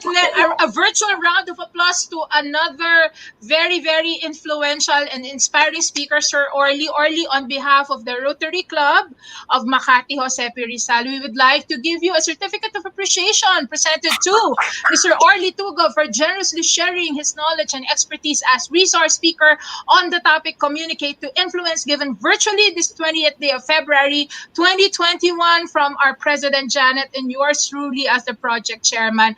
Maraming salamat, guys. Please follow Orly on Facebook. You may continue conversation with him. Thank you, Orly. Maraming salamat for your time. Thank you. Thank you very much. Maraming salamat. Yan. Thank you, guys. Na we really appreciate all the comments and all the questions. Now we're watching it on the comment section of our Facebook page. Maraming salamat. Wow, at some point nag-hit tayo ng 400 viewers. Thank you very much. And we hope you are finding value in our YouthCon. We are also very excited to let you know that syempre may paraffle, di ba? Meron tayong raffle na gagawin ngayon hanggang bukas. Pero syempre, just like in any raffle, you have to be virtually present. Okay, so what is at stake, guys? So we have two 300 peso prizes available for those lucky delegates who is here. And meron tayong isang 500 pesos that we will be raffling off as we end the session for day one. Yan. Okay, so dapat nandito kayo ha. So dapat nandito yung tatawagin namin. Actually, the winners have been pre-drawn by the committee and we will just be sending to you via GCash, Paymaya, or whatever is your pleasure. We will be sending it to you online. Ayan. So we will be drawing or we will be calling out first the winner for the 300 pesos. Yan. Meron tayong 300 na pa-voucher, hindi pala pa. Ibibigay natin sa inyo as a prize. So can we announce who is our first winner for 300 pesos? Drum roll, please. Da-da-da-da-da-da. Sino kaya siya? Our first winner for 300 pesos is Princess Bea Torres Mahusay from Santa Lucia National High School, Kalumpit, Bulacan. Princess Bea, can you say hi in the chat room para lang malaman namin na nandito ka? Syempre, di ba? Ganyan talaga pag paraffle, dapat present ka. Princess, are you here? Can you say hello? Can you say hello? All in capital, sabi nga ni Orly. All caps, Princess, are you here? Princess Bea Torres Mahusay. Going, Princess Bea Torres Mahusay of Santa Lucia National High School, Kalumpit, Bulacan. Are you here? Naku, mukhang wala siya. Say hello, Princess Bea Torres Mahusay. Mukhang wala. Oh, sorry. Okay, sorry, you have to be present kasi virtually, di ba? You have to be present virtually for us to give you the prize. Okay, sorry, mukhang wala. Sige, next. Let's draw the next name. Let's draw the next name. Sino yung mananalo ng 300 pesos? Do we have it already? The person? Sana nandito ka. Christina Lumigid of Holy Trinity Academy of Laway, Bohol. Are you here? Christina, please say hello in the chat room. I'm watching it. Please say hello, Christina Lumigid. Are you here from the Holy Trinity Academy of Luway? Andito ba siya? Andito ka, Christina? Christina, ang daming nakita kong taga Holy Trinity Academy of Luway. Thank you guys for joining us. Thank you, thank you. Are you here, Christina Lumigid? Are you here? Are you here? Ayan! Okay, hi! Christina, congratulations! 300 pesos for you. Our team will be getting your number kung paano namin ibibigay sa'yo yung 300 pesos. Congratulations all the way from Bohol. Ayan, thank you. Next. Sige, later na natin tawagin yung susunod na winner ng ating 300 pesos for you guys to stick around, diba? So I hope you are learning so much from our session this afternoon. And we are ready for our third speaker. So kanina, si Father Ben was talking about education in the new normal. Si Sir Orly was talking about how do we communicate to influence. Next up is we are going to talk about financial wellness naman, di ba? I'm sure this is something that we all need, no? So how do we lay the blueprint of financial wellness? And hold on, I will just Okay, so we are very fortunate this afternoon, ladies and gentlemen, because we are going to talk about something that is also very, very timely, no? Lalo na itong nangyari sa ating pandemic, maraming nabulaga sa atin. So let's make sure that next time hindi na tayo mako-caught off guard, no? Na we are left with limited or nothing when it comes to financial resources. This afternoon, we're very lucky to have Miss Bing Ledesma de los Reyes, who is the Senior Vice President and Executive Territory Head of Manulife Philippines. She oversees the Visayas and Mindanao agency sectors for the achievement of sales and recruitment targets. Her career in the life insurance and pre-need industries has spanned 32 years. Wow! 22 of which has been with Manulife. She is a registered financial consultant, a certification she got with distinction of cum laude. Ms. De Los Reyes has honed her experience in various facets of Manulife's business, namely in strategic planning, sales development and training, agency marketing, agency compensation, and projects with company-wide impact. For all her significant contributions to the company, Ms. De Los Reyes received the Manulife Global Stars of Excellence Award in 2008, one of only 47 awardees from among over 30,000 employees and agents worldwide during that year. She is a Bachelor of Science degree in Psychology degree holder, a magna cum laude from Silliman University in Dumaguete City. To talk about laying the blueprint of financial wellness, please help us give a virtual round of applause to Miss Bing de los Reyes. Cum laude from Silliman University in. Hi, Bing. Hello. Hello? I Yes, hope I'm Bing. coming in clear, Lavi. We Am are I coming in live. clear? We are live, loud and clear. Thank you, I'm Bing. in? Okay. Yes. So I hope I'm coming in clear. And first and foremost, thank you very much for inviting me here to this Youth Congress. As you very well know, Lavi, this is a topic that's very close to my heart. And thank you for giving me this opportunity to reach out to our youth, no? Um, Following Orly and being the speaker right after Orly is surely a tough act to follow, right? I mean, I if I get half of his energy today, I think I'm good, you know? And I'll try my very best to be as energetic as I could during this talk. Um, in the poster that good afternoon everyone, first and foremost, in the poster that you have seen, what actually was that my topic there is laying the blueprint of financial wellness. I changed that somehow, and maliit lang naman na tweak, no? And I have entitled our topic this afternoon, my talk this afternoon, as laying the blueprint for financial wellness. And the reason there is because it is the intention of this talk to be able to give you practical tips and easily applicable principles to gear up for the better normal. So that's my objective, no? It has been validated time and again in many studies that the main culprit why Filipino families are not able to live the quality life that every one of us want is not because the plan failed, but because we failed to plan. I advocate for financial literacy, as I am certain that having the basic knowledge is a big factor in changing the course of our lives for the better. I actually take pride in the fact that I come from a poor family, and it was financial planning in general and life insurance in particular or in specific that saved my future, you know, which my father did for us in the family. So let us start. Let me share my screen.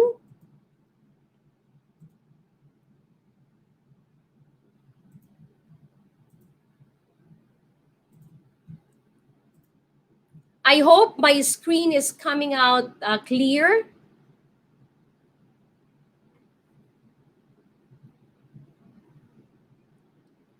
Okay, let me just wait a few minutes if that's coming in clear. All right. So, let us start. When you see the word retirement, I understand we have students here in the room. So, when you see the word retirement, what comes to mind? Can you type in the comment box what you think when you see the word retirement? Anong nasa isip ninyo when you hear that word retirement? Can we see some comments in the box? Anyone?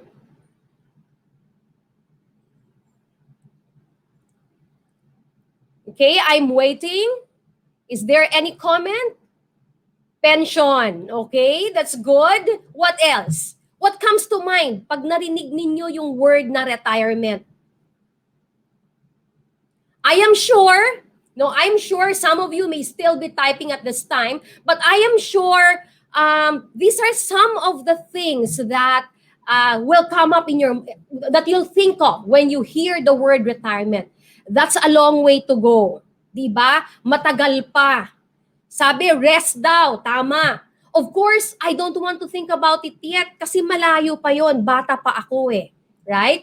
Or, I am too young to start planning, to even start thinking about retirement. Of course, 'di ba? These are the thoughts, these are the what we think of whenever we hear the word retirement. Some kanina ang sabi life insurance, ang sabi rest. Yun daw yung retirement. That is true. You see, the typical young person sees retirement this way. But I would like to believe that you are not the typical young person. You are someone with leadership skills. You are someone who wants to be empowered and who wants to get to break free from the typical mindset and wants to lead a quality life. I hope that's a fair assumption sa lahat ng delegates dito sa YouthCon na to. We have different definitions of quality life. Some describe it as being able to eat whatever they want and wherever they want, have a comfortable house or a comfortable home, a car, a good source of income, and being able to enjoy the finer things in life like travel, right? That's quality of life in a lot of us, how we define quality life. In fact, this definition that I just described is one that came out in the NEDA survey. The National Economic Development Authority came out with a survey when they put in place what is now dubbed as Ambition 2040. No, it's the Philippine Development Plan that aims to get rid of poverty in our country. And that's the way the typical Filipino describe a quality life. No, ganong klase. May bahay, a car, a good source of income, and being able to enjoy the finer things in life. So going back to my topic, to the word earlier, retirement. In a study conducted by my company in 2017, it was found out that Asian millennials, and a lot of you here are millennials, diba? Some are even Gen Z, those who came after the millennial generation. And the report that you see on the screen, it says that millennials actually face cash shortage when they retire. No, we're still waiting for the screen to come up. I hope it comes up soon because there's a little delay. And that report that came out says that Asian millennials face cash shortage when they retire. Why is that? Precisely because of the wrong notion that it's too early to prepare for it. The younger generation sees retirement, matagal na matagal pa yan, so I will not prepare for it. Based on this study, to to be able to retire comfortably, no, consider the following facts. We actually need at least 10 years worth of savings. Okay? Meaning, whatever is your pre-retirement income, multiply that by 10. That is the ideal retirement fund for you to be able to retire comfortably. Okay? On the average, though, in Asia, the average retirement savings is only 2.9 years worth. Malayo dun sa 10 years worth of savings, no? Which is supposed to be ideal. So on the average in Asia, 2.9 years lang ang savings ng mga Asians when they are about to retire. As you can see in the graph there, Taiwan is a little bit better than the average, where each of the Taiwanese, when they retire, would be able to save up to 4.5 years of their pre-retirement income. China and Indonesia are also a little bit better than average, while Malaysia is a little bit lower than the average, about 2.5 years worth of savings. But where is the Philippines? Where is the Filipino when it comes to retirement savings? Kawawang tingnan, 'di ba? Ang liit-liit ng ating graph diyan. Okay? Because per the study, a typical Filipino, or on the average, a Filipino is only able to save about 3.6 months when they are about to retire. So ilang buwan lang siguro ito, hindi pa aabot na isang taon, ubus na. And that's the reason why Filipinos, on the average, no, Filipinos need help from their children. Okay? So ganun ang nangyayari. Now, this is the conclusion. If you put it in peso terms, the funding gap of per Filipino is actually about 4 million pesos. Yun yung kulang sa retirement fund, no, the funding gap. And there are 3 reasons why this is the situation. First is the low perceived need. Hindi ko namang kailangan na mag-save for retirement. That's the first reason. The second reason is the lack of urgency. Yung sabi ko kanina, no, how I described it earlier. And the third reason is lack of good advice. A big part of this is our culture, which has good and bad implications. We take care of our aging parents, right? And that is good. That's a very good trait of the Filipino. However, this has actually contributed to the complacency of Filipinos.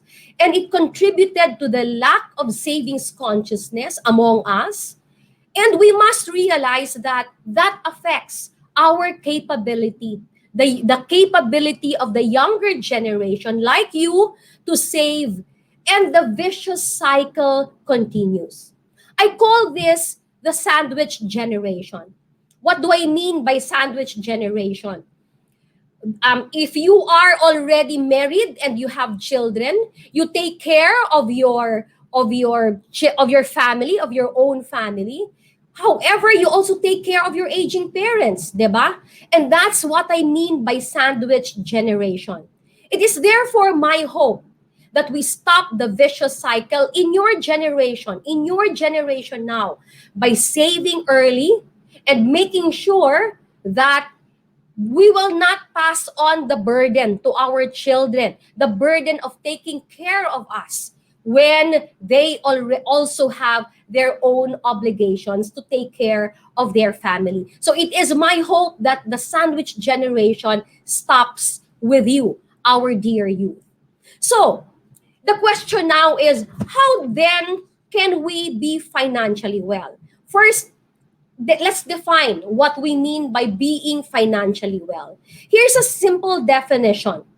It is having choices and options as to where you want to work, to have a balance of work, family, and fun.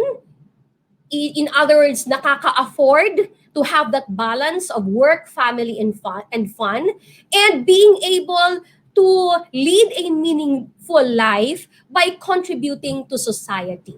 So this is a good definition, I believe, of what it is to be financially well. I am pretty sure that this is the kind of life that you want for yourselves, right? As I mentioned earlier, even in NEDA's survey that also came out, that's what we want. That's how we want to lead our lives. Okay? So, how can we become financially well? That's the next question. What you see here on the screen, I hope it comes out now, is my vision board. Okay, I'm sharing with you my vision board, which is the same roadmap that I'm going to discuss with you and share with you this afternoon. This is a crude representation of the future that I wanted. I actually drew this vision board more than 20 years ago. Buhay pa hanggang ngayon. Okay? Medyo yellow na yan. Nakatago yan sa aking baul. No? And I've actually been putting that beside my bed for many, many years. Over the years, I diligently worked the plan out. Of course, I made adjustments along the way. For example, I have included, it's slightly hidden in the screen, but I have included there a blue BMW. Klaro pa sa akin, no? Pati yung kulay. Okay? Gusto ko ng blue BMW. That's my dream car. And that was part of my vision board a long time ago. However, now, as it is now, I find it impractical to buy one. So maybe I won't get that anymore. And also in the picture, as you can see, I wanted to have 2 kids. But when I was still single, but we were only blessed with 1 child. So, and with my age now, I can't anymore bear another child, right? So, yun. Hindi na yun magiging totoo, no, sa what I have written in my vision board. So this crude vision board has actually served as my guide. And except for the 2 that I have mentioned earlier, I have accomplished all of them, except for the vacation house and the coffee shop, because these are intended to be my retirement business. And it is still a work in progress. I was able to buy the lot last year, and I hope that the structure will be put in place very soon. So, how do we go about this blueprint that we are talking about? How can we do that? Let me suggest a 4-step process, okay, that you can include in your blueprint. The first one is envision, and then plan, execute, and track and review. Let's begin with the first step, envision. What do we mean by envision? You try and visualize the future that you want. Know what you want. No? Yung sinabi ko, yung pinakita ko kanina, my vision board, napaka-crude lang nun, i-draw ninyo. Try to visualize. If you're very young now, by age 20, 25, maybe you'll have your first job. What type of job do you want to have? What kind of life do you want by then? By age 30, ano kaya ang resources na kailangan natin? By age 40, maybe you'll have a family of your own already with young children who are at school age. So what resources do you need to be able to lead a quality life by then? How about when you're 50? How about when you're 60? Try to visualize and know what you want to happen in every stage in your life. Even if broad strokes lang, drawing lang, di ba? Just the general picture. That's the first step. Here's a simple template that can serve as your framework, as it actually also served as my framework in preparing my own financial plan. As I have said, you have to visualize the future, okay? So I have divided the template into 2 parts. You try to visualize what sort of assets do you want to have, do you want to own, and what will be your cash flow that you will need. Okay? One issue with a lot of retirees is they were able to accumulate assets that are idle. Nakalimutan nila na, oo nga pala, nangangailangan pa rin ako ng pera. Mangangailangan pa rin ng pera. Sorry. when I'm already retired, right? So I have divided the template into 3 parts. You begin with your long-term goals. Just like in my financial plan, these are some examples. So let me use my own financial plan. I want a fully paid residence, a debt-free vacation house, 3 fully paid condominium units, and some millions in liquid investments. Okay? And I want my cash flow to come from the various sources here. Income from condo rentals, income from bed and breakfast, and so on and so forth. So once you visualize what you want in the long term, work it out, okay? Work back. What will it be in the medium term? In other words, 3 to 10 years from now, ano na, where will you be already? And then work back to the short term so that now it will serve as your guide. Ano pa ang gagawin ko ngayon for me to be able to get there?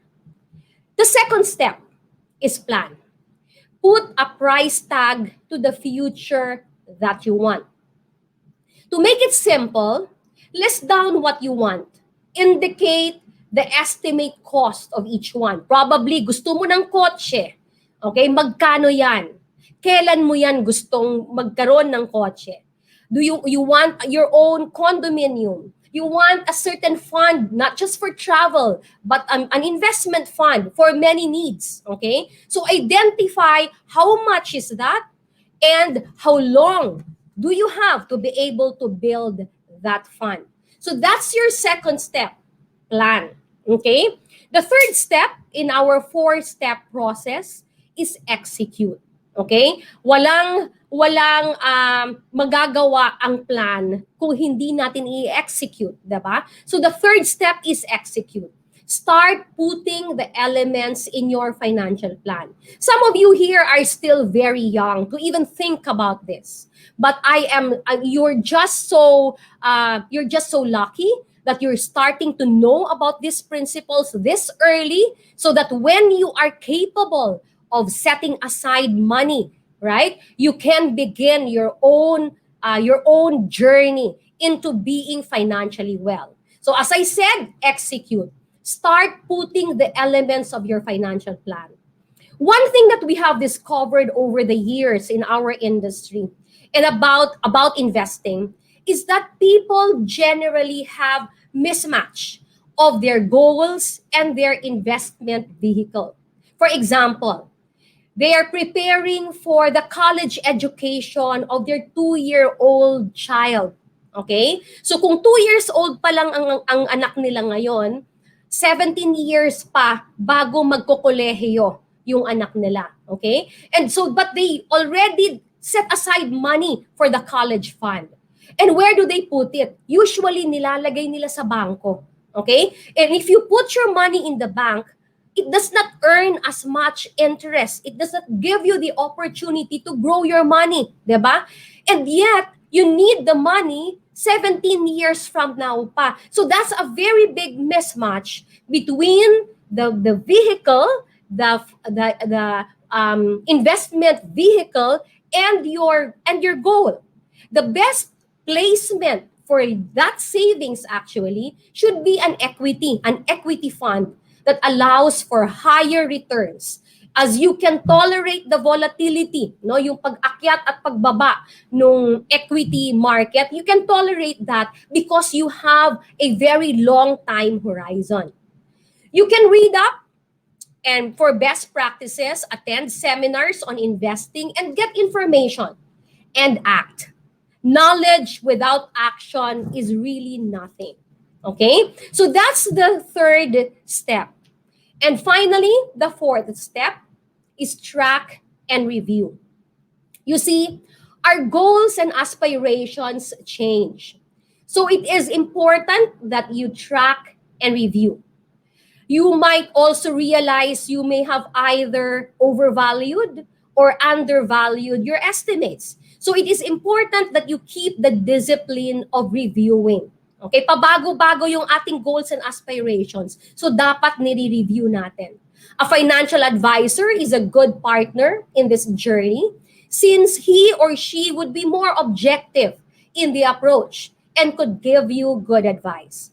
I must say, though, that you should not forget to include life insurance and health insurance in your financial plan, as you do not want to use the fund intended for the education of your child or for your retirement when somebody gets sick in the family. That's actually one of the problems also of the current families. No, they forget to set aside funds for emergency. Okay, and so they dig into their education fund or their retirement fund and thus become depleted, 'di ba? So wala nang natira para sa retirement nila. Okay? So here's a good guide on financial management by Jake Lingan. The table here, when that comes out soon, no, the table suggests you manage your finances like having 4 wallets. The first wallet for protection, the second wallet for life goals, the third wallet for retirement, and the last wallet for expenses. Depending on your age, okay, as you notice there, if you're just about 25 to 30 and retirement is still a long way to go, you can simply set aside about 10% of your income. 10% for your life goals. That includes education for your children. 10% for life insurance and health insurance, as well as the insurance for your house kung may bahay na kayo. And the 70%, ito yung para pang daily expenses natin. If you do it that way, then you will spend guilt-free. Okay? As you can see, the younger that you are, the better in a position you are to save, because you have a long time horizon that can really grow your money. You can even make millions if you will just save consistently. Let me try to illustrate to you what I mean by creating millions with just a small amount of money. Consider this, right? If I save regularly at the rate of 12% per annum, okay, even if I only save 2,500 per month, given a 10-year horizon, I can actually, and a 12% interest rate, I can actually make that money, yung 2,500 ko every month, can be close to 600,000. And in 20 years, that can give me 2.5 million. Just imagine if 5,000 pesos ang ating i-save, no, i-set aside every month. That can already give you 4.9 million when you're about to retire. So what's important here are the following. It's important that you regularly save. It's important that you have a longer period by which you can make your money grow. And it's important for you to find an instrument that can give you a good rate of return. That's how peso cost averaging, the principle of peso cost averaging, work for you. So the principle here really is paying yourself first. Sabi nga, the young person that you are today should pay the old person that you will become someday. Okay? So whatever is your disposable income now, set aside first savings and money for investing, and whatever is left, that's the money that we will spend. And as I've said, if you do that, then you will spend your money guilt-free. Live within your means, but include savings and investing in your discipline. If you will do this, I am pretty sure you will be financially well. In closing, let me say that in investing, being young is your primary advantage. Your youth is your primary advantage.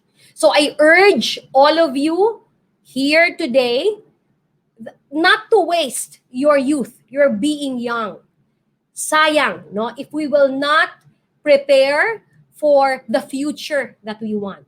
You have all the chances ahead to lead a life, a quality life, and live life to the fullest. So make sure you make your choices well. The pandemic has exposed a lot of our financial vulnerabilities. For those of you who are very young, probably you have seen this in your own family, in your parents. It has exposed a lot of our financial vulnerabilities. And it is my hope that you take the lessons from this pandemic that we are experiencing right now to empower you so that you will emerge as better versions of yourselves now. Good afternoon. Again, thank you very much for having me.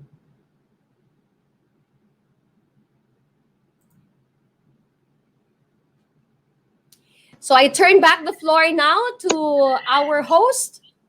Thank you. And if Wow, there are Bing. questions, please Thank feel you very free. much. Yes, alam nyo, nanonood ako sa mga comments nyo. Guys, thank you, Bing. Ang daming mga realizations sa chat room. Thank you very much because sabi ko nga, di ba, Bing, in hindsight, ito yung mga topic na hindi naman natin pinag-uusapan nung, di ba, Correct. nung kabataan natin. And then Yes, now, yes. fast forward, di ba, how I wish someone told me this when I was at this about age, di ba? No? So, guys, Yeah. you're very, very lucky kasi nandito si Miss Bing to guide you and to set you up to really have that, comfortable life na we all deserve. Ayan. So, eto, meron po akong Ang galing question. naman Ayan. ng Miss Bing is the ang galing naman ng comment. best. Ano bang gusto niyo nang itanong?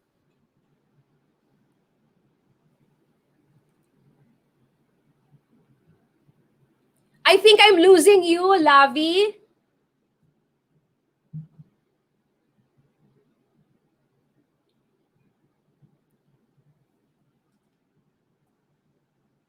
Ayan. Okay, yan. I'm I think back. I'm losing you, Lavi. I'm back. There you go. Bing, ang ganda, oh. Tingnan mo yung sabi ni JC. Meron na siyang 10-year plan. Okay. I'm back. You, Lavi. Yan, meron na siyang 10-year plan. Alright. Sige. Okay, so there you go. Bing, we have a question from Nicole. Bing, may tanong sa'yo si I'm Nicole. sorry, I cannot hear you, love. Ayan, sige. Wait lang, ha?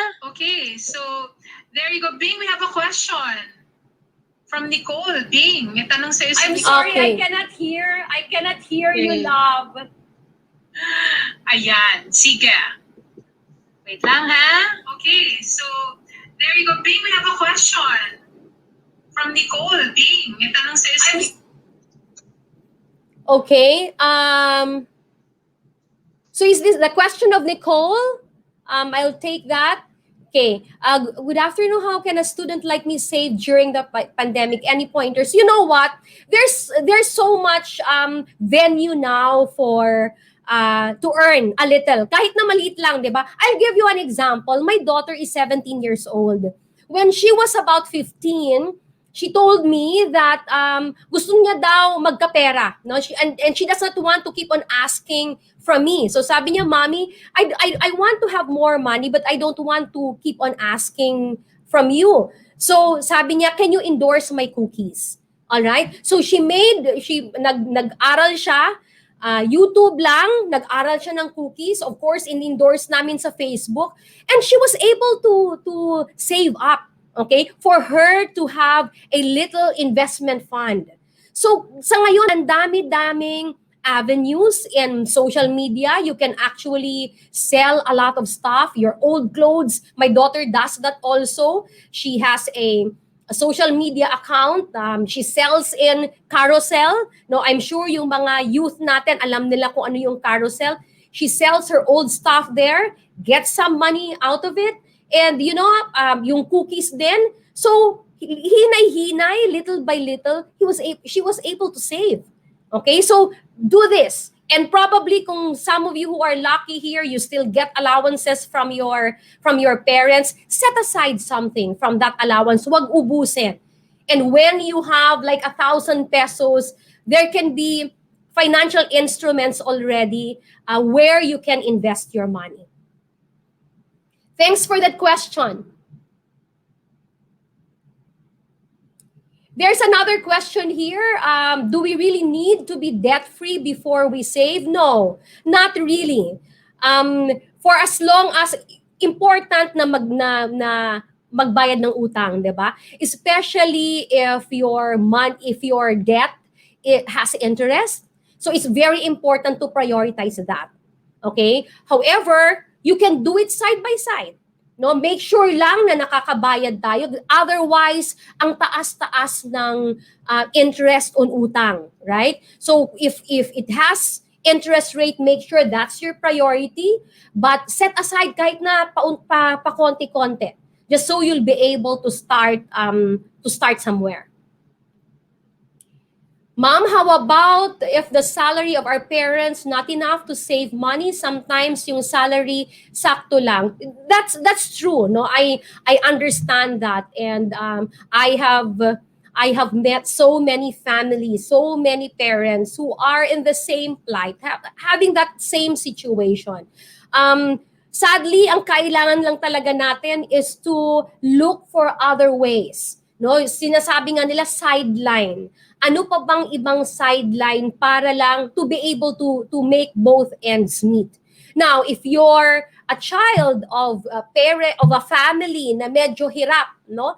Take these lessons of these challenges in your family now. Take these lessons so that when you become self-sufficient, you will prioritize savings and not take it for granted, so that the vicious cycle will not anymore happen to us, will not anymore happen to you in that case. Okay, next question. Good day. I just want to ask for some tips for saving for those people who are not wise or magastos. Well, as I've said earlier, you just have to live within your means. It's true, di ba, yung instant gratification, gusto natin yan, nai-enjoy natin ngayon, di ba, like bili ng damit here and there. But, try to, in other words, imagine, gusto mo ba na in the future hirap na hirap ka, and then you just, because winawaldas natin yung pera, you don't like that, di ba? You want to lead a quality life. So if that is your objective, living and leading a quality life, then sacrifice somehow. Okay? Take a look at ano ba ang pupwede kung wag na lang muna ito. No? Set aside something first, kahit na konti lang. No? Kahit na konti lang, just so you can start saving. Okay? Believe me, it will go a long way, and believe me, you will thank yourself for doing that. Okay, so one more question. How can you grow your money with limited resources?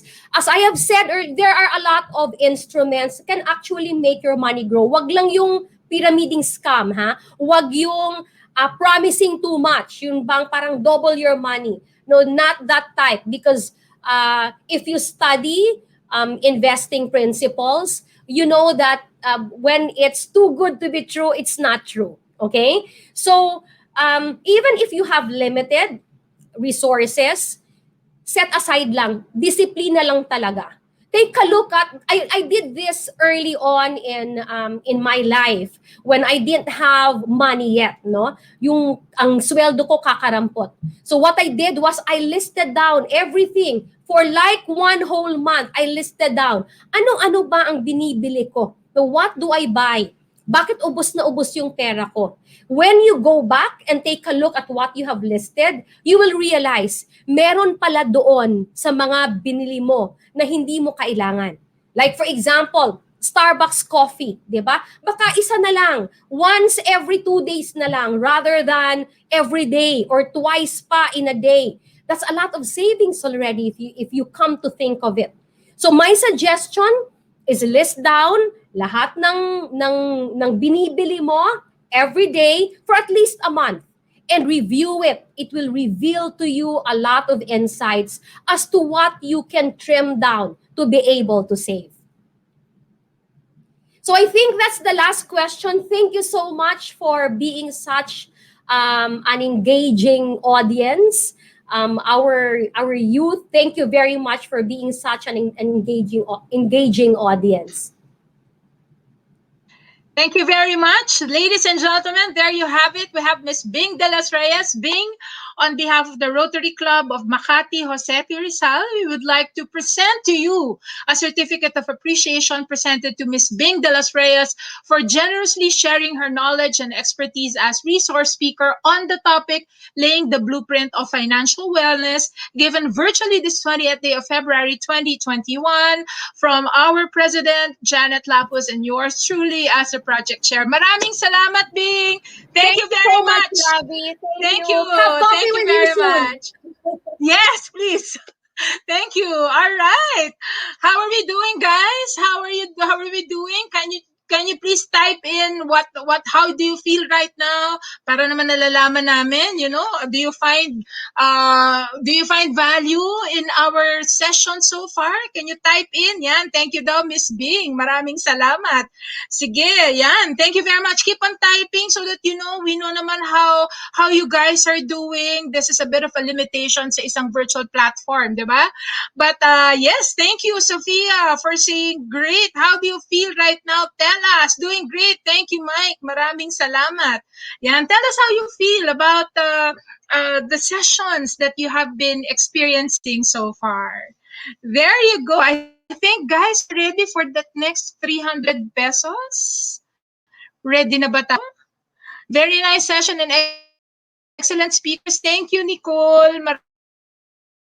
Maraming salamat. Thank you very much for that wonderful feedback. There you go. Okay.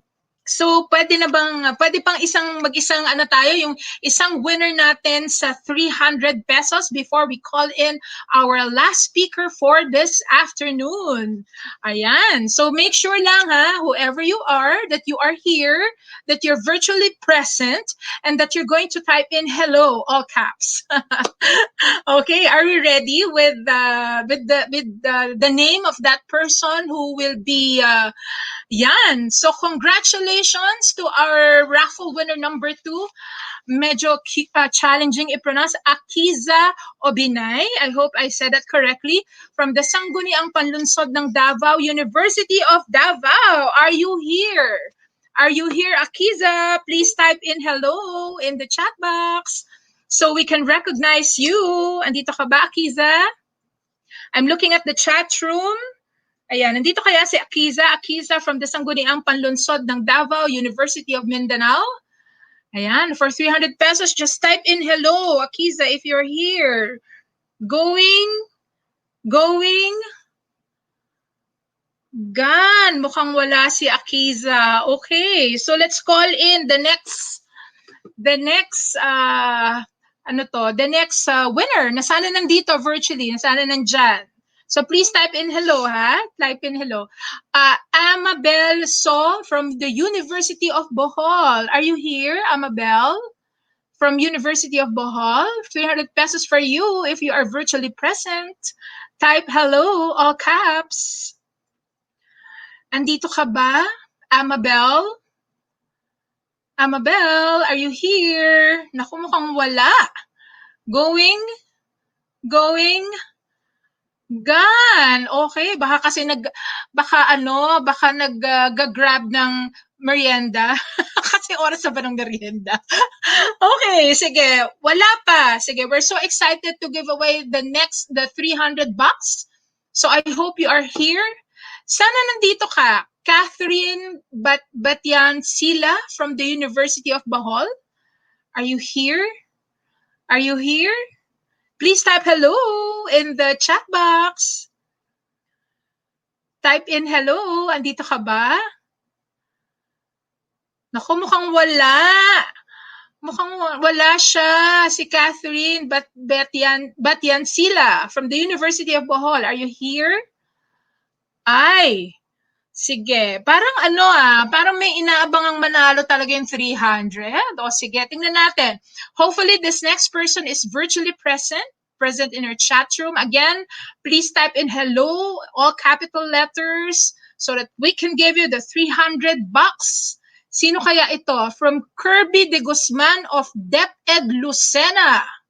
Kirby, are you in the room? Kirby de Guzman From DepEd Lucena, 300 for you if you're going to type in hello. And then we see your name, Kirby de Guzman. Nandito ba? Nako, mukhang wala. Mukhang wala Mukhang ano ba ito? Senyales na mamaya na natin ituloy. mukhang wala, no? So again, we are going to give away 300 pesos. So we have two. We already have given away the 300 bucks earlier. So we're looking for one more 300 peso winner. And of course, before we temporarily part ways today, meron ding mananalo sa iyo ng 500 pesos, 'di ba? Ang saya-saya, natuto na tayo ng marami, tapos meron pang pa-bonus. Ayan, na raffle prize for you. Just make sure that you're present virtually. Okay? Now, I think we're ready. I think we're ready to call in our next speaker for this afternoon. You know what? The year 2020 was a test of mental stamina for all of us. We were forced to live in social and physical isolation, which strained and stressed our mental health. As we are still facing uncertainties, how do we condition our mind to be resilient in facing adversities so we can surpass crises and challenges? Let's get to know an international motivational speaker who will feed our mind, heart, and body with wellness. Miss Tinette Cortez is an international speaker, coach, and business consultant, fostering transformation for personal and organizational excellence. She is the founder and CEO of Consult Asia Global, a training and development consulting firm with headquarters in London and representative offices in the Philippines, Canada, and Australia. She has 25 years of experience in luxury hospitality, business consulting, corporate training, and social entrepreneurship. She has a degree in psychology from the Ateneo de Manila University. Tinette graduated with distinction from the University of Oxford in the United Kingdom, holding a master's level executive diploma in global business. To talk about resilient mind, resilient future, YouthCon delegates, please give a virtual round of applause to our next speaker, Miss Tinette Cortez. Hello, everyone. Hi, Lavi. Thank you so much for that wonderful introduction. Kumusta tayong lahat? I hope everybody's doing well this afternoon. Wow, what a wonderful group of speakers that we have this afternoon. So, guys, I hope you learned a lot from our speakers. And at this point, as Lavi mentioned earlier, I'll be talking about resilience. Okay, and we've heard this word over and over and over again. All right, because what the pandemic has brought to us has really been so toxic and it was so difficult. Okay, so I'd like to start off by asking you guys muna, sino sa inyo ang nag-go through ng heartbreak ngayon? Yung nagdurugo yung puso. Paki-chat naman kami dyan. Can you make a comment and say, ako po, nagdurugo ang puso po? All right, can you please type in some comments there? I want to see some feedback from our audience. May mga nagdudugo ba ang puso? Binrake ba kayo ng boyfriend nyo? Meron ba kayong nakitang kasama yung boyfriend mo na iba, or may nilalike siyang ibang posts sa IG? Oh my God, ang dami. Alright, okay. Nagdudugo ba yung puso mo? You know, guys, I'm gonna tell you something. Kung nagdudugo ang puso mo, ang dami talaga nagsasabi nagdudugo yung puso nila. Pero you know what? Yung iba sa inyo, you're probably in a relationship, pero gusto mo nang lumabas dyan sa relationship because you're not happy. And if that's you, paki-chat naman dyan. Can you write down, I'm not happy anymore? Siyempre, hindi mo naman papakita sa boyfriend mo yan, di ba? Okay? Alright. Sabi niya, ako daw, nagdudugo puso ko, pero gwapo ko. O, di ba? Bongga talaga kayo. Okay. Guys, why am I asking you this? All right, because heartbreak, next to the death of a loved one, is probably the most painful experience you'll ever have. Okay, so if you're still here, if you're sitting there on your chair, listening to me, at nagdudugo ang puso mo, palakpakan mo naman yung sarili mo, because this is already a very clear example of resilience. All right. Pangalawa, meron sa inyo, meron nagsasabi, I'm not happy anymore. Hayaan mo, mag-uusap tayo mamaya. Okay. How about pressure at school? if you guys are going through pressure at school, whether it's your grades na hindi ka masaya, whether it's your relationship with your teachers, whether it's the course that you're gonna take in college, let's say you're in senior high right now, or let's say nandun ka sa point na mag-graduate ka ng college and hindi mo alam kung magpo-postgrad ka ba or magtatrabaho ka na. If you're in that position, if you're pressured at school, can you say, I'm pressured at school? Come on, guys. Come on, make some comments here. Okay? Yung iba sa inyo, tuloy-tuloy pa rin yung nagdudugo ang puso. Sige, nagdudugo na yung puso, pressured pa sa school. Wow. Okay. All right. So I'm getting a raise of hands here. All right. Oh my goodness. Ang hirap nun, ano? Heartbroken ka na, pressured ka pa sa school. Eh, sino naman sa inyo dito yung pressured sa parents? Sige nga, yung parents mo ba wala nang nakita lahat sa bahay kung hindi yung mali mo? Yung parents mo ba wala nang nakita kung hindi dapat maghugas ka ng plato? Or magwalis ka, lagi ka na lang daw nasa gadget, diba? You know, you hear this from your parents, oh my God, you know, ito ka na naman, ang tamad-tamad mo, wala kang ginagawa. You know, are you constantly being compared to your siblings or somebody you know that probably your parents admire? Are you that type of person? Are you pressured at home? If you're pressured at home, please chat me dito sa chat box. Sabihin mo, I'm pressured at home. Come on, guys. Give me some love here. Come on, type in your comments. I'm not pressured at school, sa module lang. Okay, nagdudurugo daw yung kanyang utak. And meron din pressured sa parents. All right. What about friends? Are you pressured by your friends? Are you pressured to be like them? Na kung sila ay cool, kung sila ay nagmumura, kailangan ikaw din magmura? Kailangan maging cool ka rin? Kailangan marami ka ring boyfriend? Ganun ba? Are your friends giving you that kind of pressure? Are you being pressured when you're not able to Zoom with them or to socialize with them? If you're an introvert and they're all extroverted, are you pressured? Kung pressured ka ng friends mo, paki-type nga dyan. Guys, come on, I'm pressured by my friends. Come on, guys. Kung heartbroken ka, pressured ka sa school, pressured ka ng parents mo, at pressured ka pa ng friends mo, paki-type lahat dyan. Come on, guys. Come on, give me some love here. Okay? Meron ka bang kapamilya or kaibigan na may sakit ngayon? Or ikaw, baka meron kang sakit. I don't know. Maybe you have a lola who's fighting for her life because of the pandemic, or you have friends who have sick family members. Kung meron, pakitype dyan. And I'm sorry, I'm sending my prayers to your family and to your loved ones kung may sakit man sila. But you can just put there, I have loved ones who are sick. Okay, I have sick loved ones, I have sick friends, and more. Okay? Now guys, why am I asking you these questions? Okay, yung iba dito, pressured sa work, pero wala pa naman po ata akong may sakit. Okay, all right. Why am I asking you these questions, guys? Kasi again, if you're going through all of these things, and you're still sitting here in front of me, you're very resilient. You are very resilient.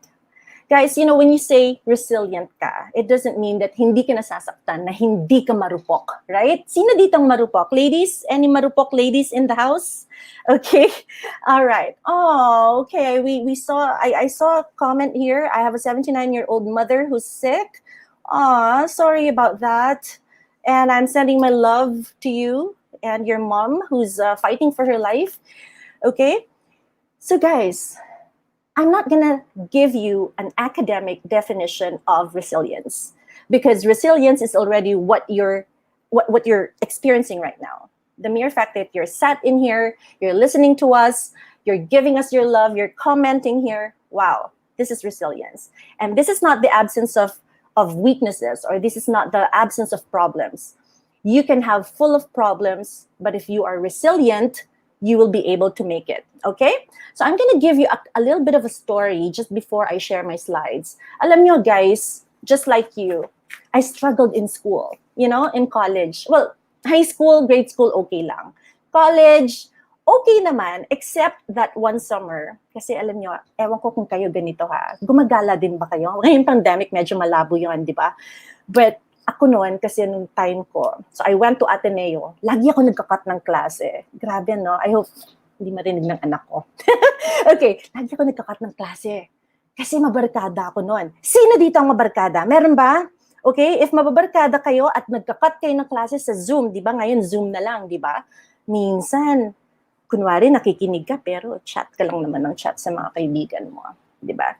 Yung panahon ko, ang counterpart noon, nagka-cut ng klase. Okay? As in, name it, ako yung gimikera, ako yung bumabagsak sa exam, that's me. Okay? And I'm proud of it. Bakit ako proud? Because I made a lot of mistakes, and that was the reason why I made some changes later on in life, which I'm happy to share with you this afternoon. Okay? Na-experience ko din yung binuli ako ng mga not friends, but batchmates sa school, grade school, no? Nabully ako, na-betray na rin ako ng mga kaibigan. Kayo ba? Meron ba kayong mga kaibigan na akala mo kaibigan, pero pagtalikod mo, nako, mas matalas pa sa kutsilyo ang dila? Meron ba? Kung meron, congratulations, welcome to the club. Okay? Kasi na-experience ko yan. Na-experience ko rin yung nagkasakit ako. Twice ako na-hospitalized na hindi ko alam kung ano yung sakit ko. In fact, yung doctor, okay, I was confined in a very, very reliable medical facility here in the Philippines. At sinabi ng doktor, eto talaga dito ako natawa, guys. Sabi ba naman ng doktor sa akin, ma'am, magpa-albularyo na lang ho kayo. Hindi talaga namin alam kung anong sakit mo. And you know when she said that, the doctor told me that, talagang ako, God naman, labo mo naman, oh. Diba? Magkakasakit lang ako, hindi ko pa alam kung anong sakit ko.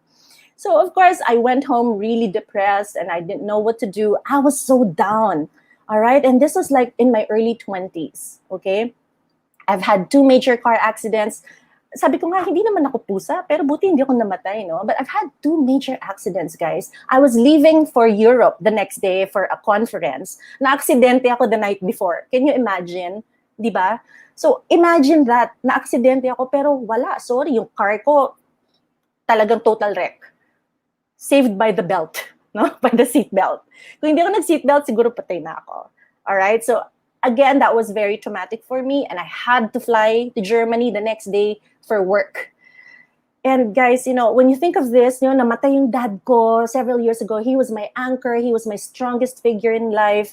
Namatay siya. And kulang na lang nung nililibing siya, tatalo na rin ako dun sa ano niya, no? Dun sa sa libingan niya. And everybody was trying to pull me back. And they said, Tinette, careful, baka sumama ka. So I told, gusto ko nang sumama.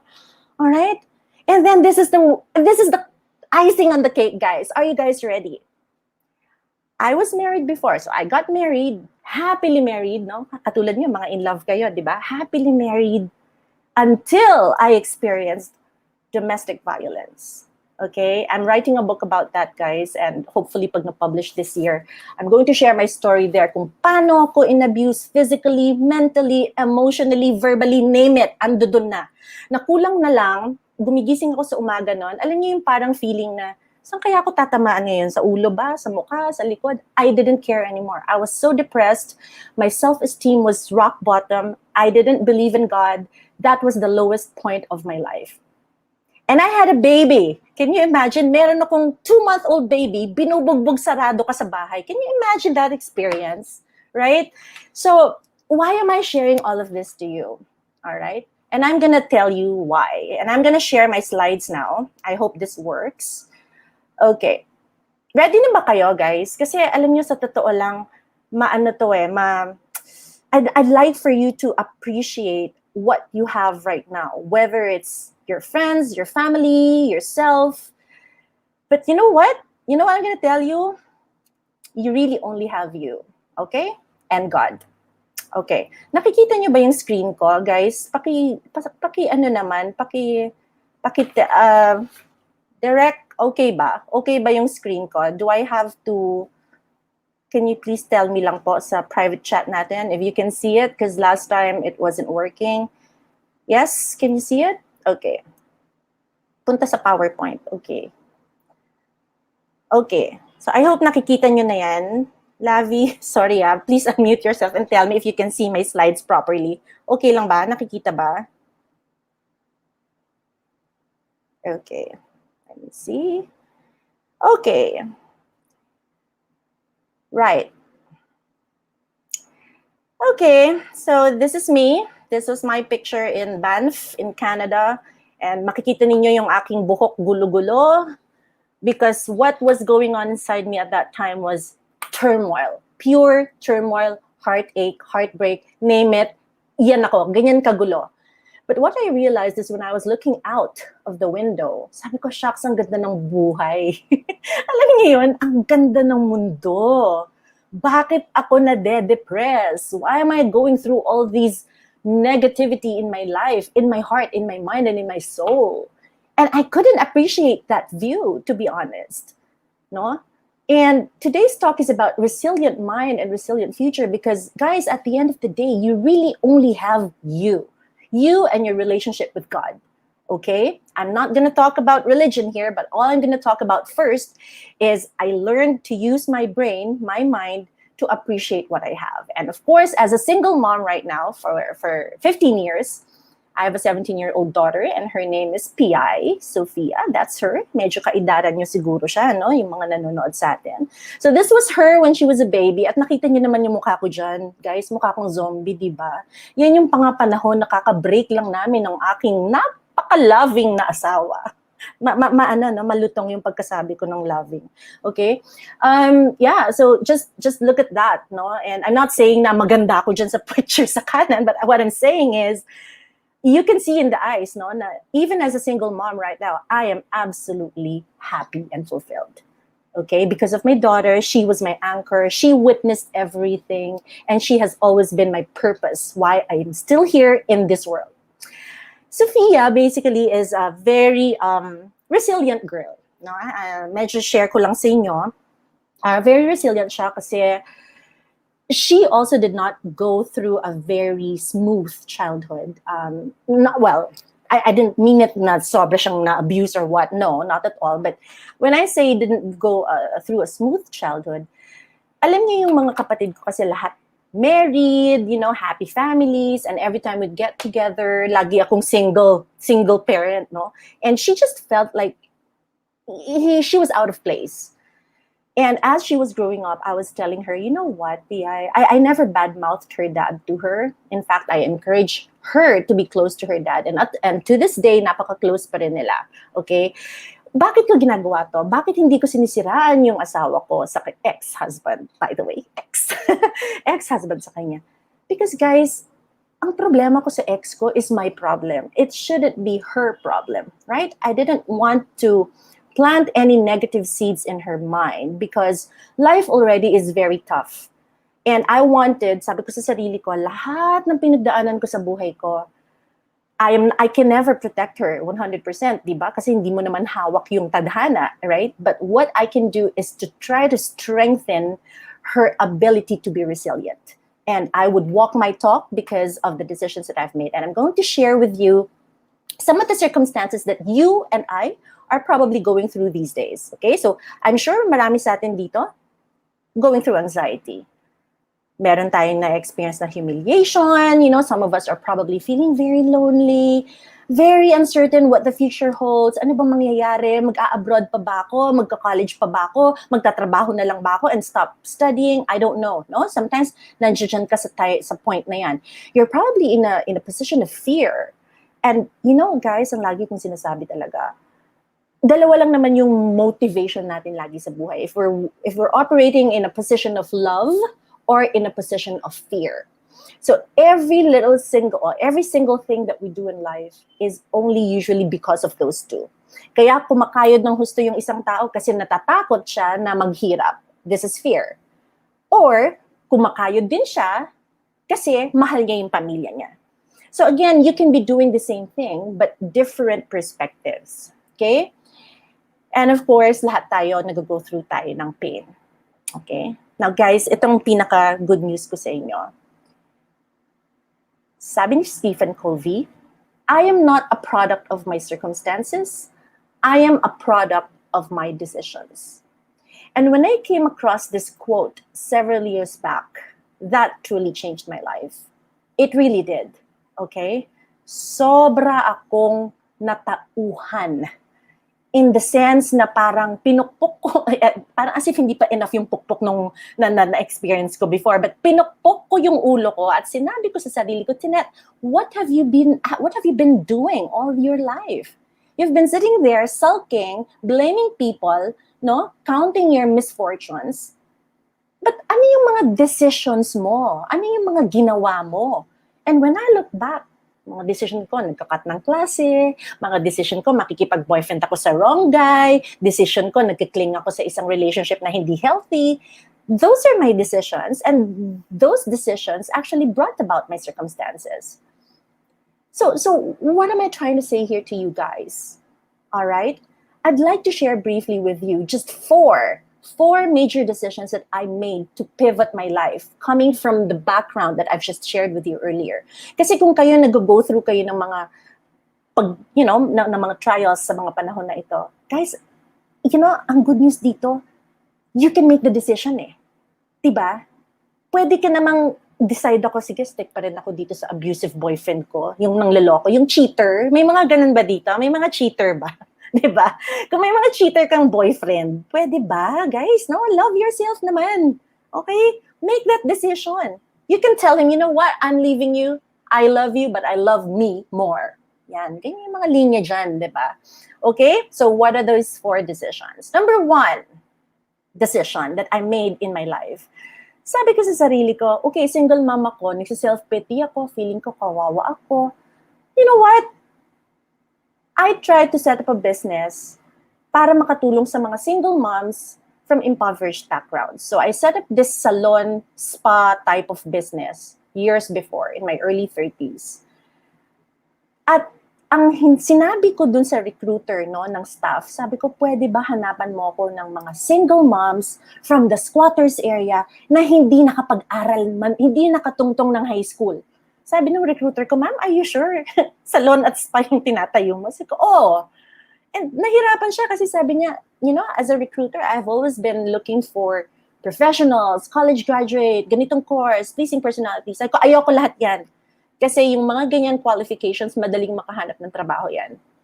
So I tried to look for somebody or a few ladies na walang swerte sa buhay, if that makes sense. And you know what, guys? I just quickly share this story. When they came to my house, 6 sila, no? Started with 6. And nakachinelas, ang dudumi ng paa, nakakuba. And the recruiter was like, okay, ma'am, ito na yon sila. And I didn't ask for any CV. I just spoke to them. I said, bakit kayo naghahanap ng trabaho? And then ang sabi nila, kasi po may mga anak kami, ako po ang breadwinner, wala po ako makuhang trabaho, kahit magkatulong, wala pong tumatanggap, blah, blah, blah. To cut a long story short, I provided training, nakipag-tie up ako sa TESDA to provide training for these ladies to learn manicure, pedicure, facial, massage, and all these things. And after 2 months, this business was flying. If you can see in this photo, si Ricky Reyes, feature pa kami sa ABS-CBN because of the advocacy to help single moms who are also domestically abused, coming from impoverished backgrounds. So if you notice, guys, nakikita ko yung sarili ko sa kanila. Kaya lang, medyo maswerte lang ako ng konti sa kanila kasi ako nakapagtapos ako. Sila hindi. So parang in my head, Tinet, anong pinoproblema mo? Diba? Parang it again put you in that position of being able to help rather than being the victim. So that's one resilience decision that I made, okay? So again, I can speak about this for hours. It's gonna be in my book, don't worry. But the second thing that I did to help others was to fly to Basilan. Guys, can you imagine? Pinupuntahan ko lang ng Boracay, Palawan, ngayon Basilan. Because I wanted to do something for these ladies na namatayan ng mga military husbands. Okay? So in essentially, ako talaga parang nung pinost ko to sa Facebook, lahat ng mga kaibigan ko, by the way, ang mga kaibigan ko kasi nag-work ako sa hotel for several years. So, syempre, mga hospitality professionals. Lahat sila, Tinat, what do you do now? Nagulat sila, no? Parang, ano trabaho mo? Sabi ko, I'm in the business of touching people's lives. Because my pain, guys, my pain was so deep. My wounds were so deep and I couldn't heal them by drinking, partying, gimmicking, or having another relationship. I can't. I just had to do something beyond my own self. You know what I mean? So this is what I did. I told my parents, Dad, Ma, I'm gonna go to Basilan. They're like, what? Bakit? Gusto kong tumulong. All right? And this is it. And you know what? After this, people were texting me, Mr. Net, thank you so much for, guys, naiyak ako. Sobrang umiiyak ako every time I would get messages from people na parang mas malala pa yung pinagdanasan ko. So again, no, that's decision number one. And I don't know about you. What can you do right now as a youth, no, as part of the youth? What can you do to make an impact on people who have less privileges than you do? All right? Okay, and of course, maaking mga biyahe, lagi kong kasama ang aking baby PI at that time. Tignan nyo naman, no? Tumatawid ako ng dagat from Zamboanga to Basilan, kasama ko yung aking baby because no fear talaga. All for love. I love my daughter and I love these women.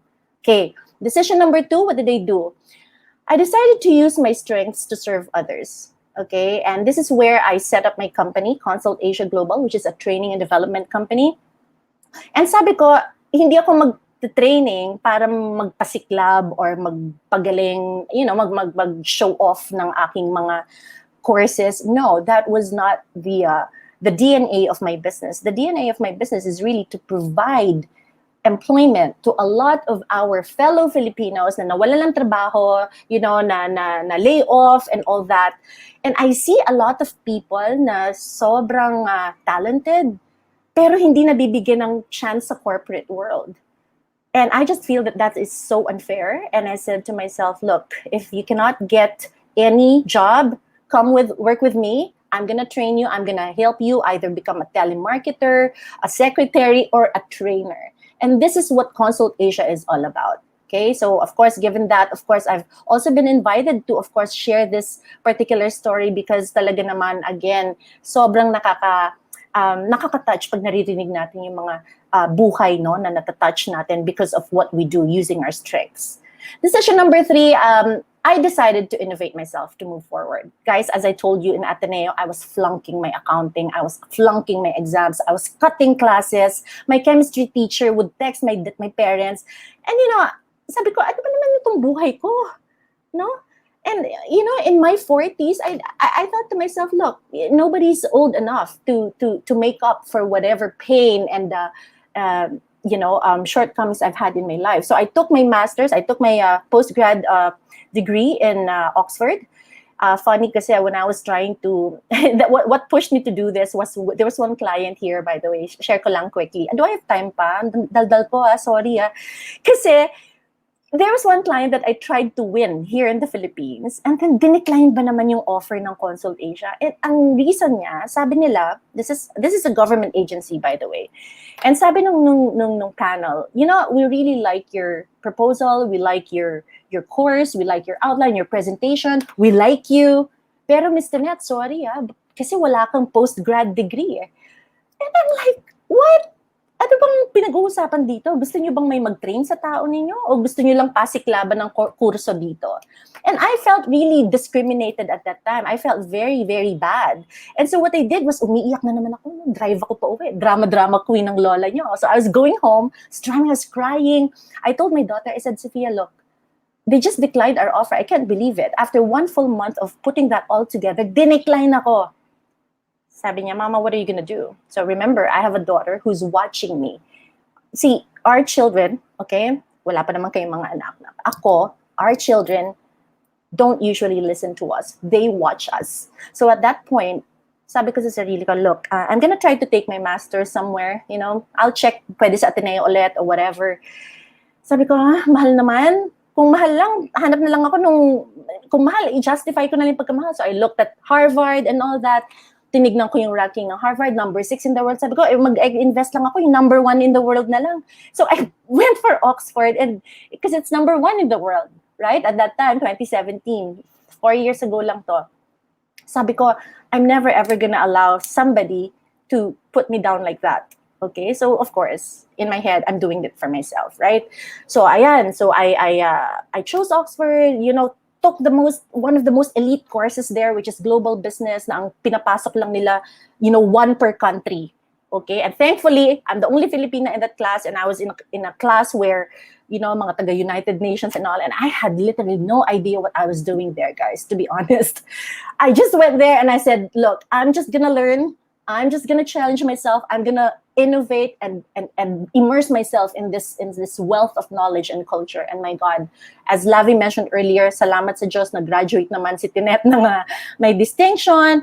Kasi talagang nilagay ko yung utak ko doon, no? And these guys in the picture, as you can see, have opened doors for Consul Asia to globalize. Meaning, ano yung thesis ko dito? Empowering our OFWs. Na hindi na sila magsistop lang sa pagiging katulong, sa pagiging alipin ng mga foreigners. Kasi galit na galit talaga ako dyan, guys. No? Galit na galit ako dun sa kung paano tinitreat yung fellow Filipinos natin. You know, in London alone, you'll hear the stories of the Filipinos and it's heartbreaking.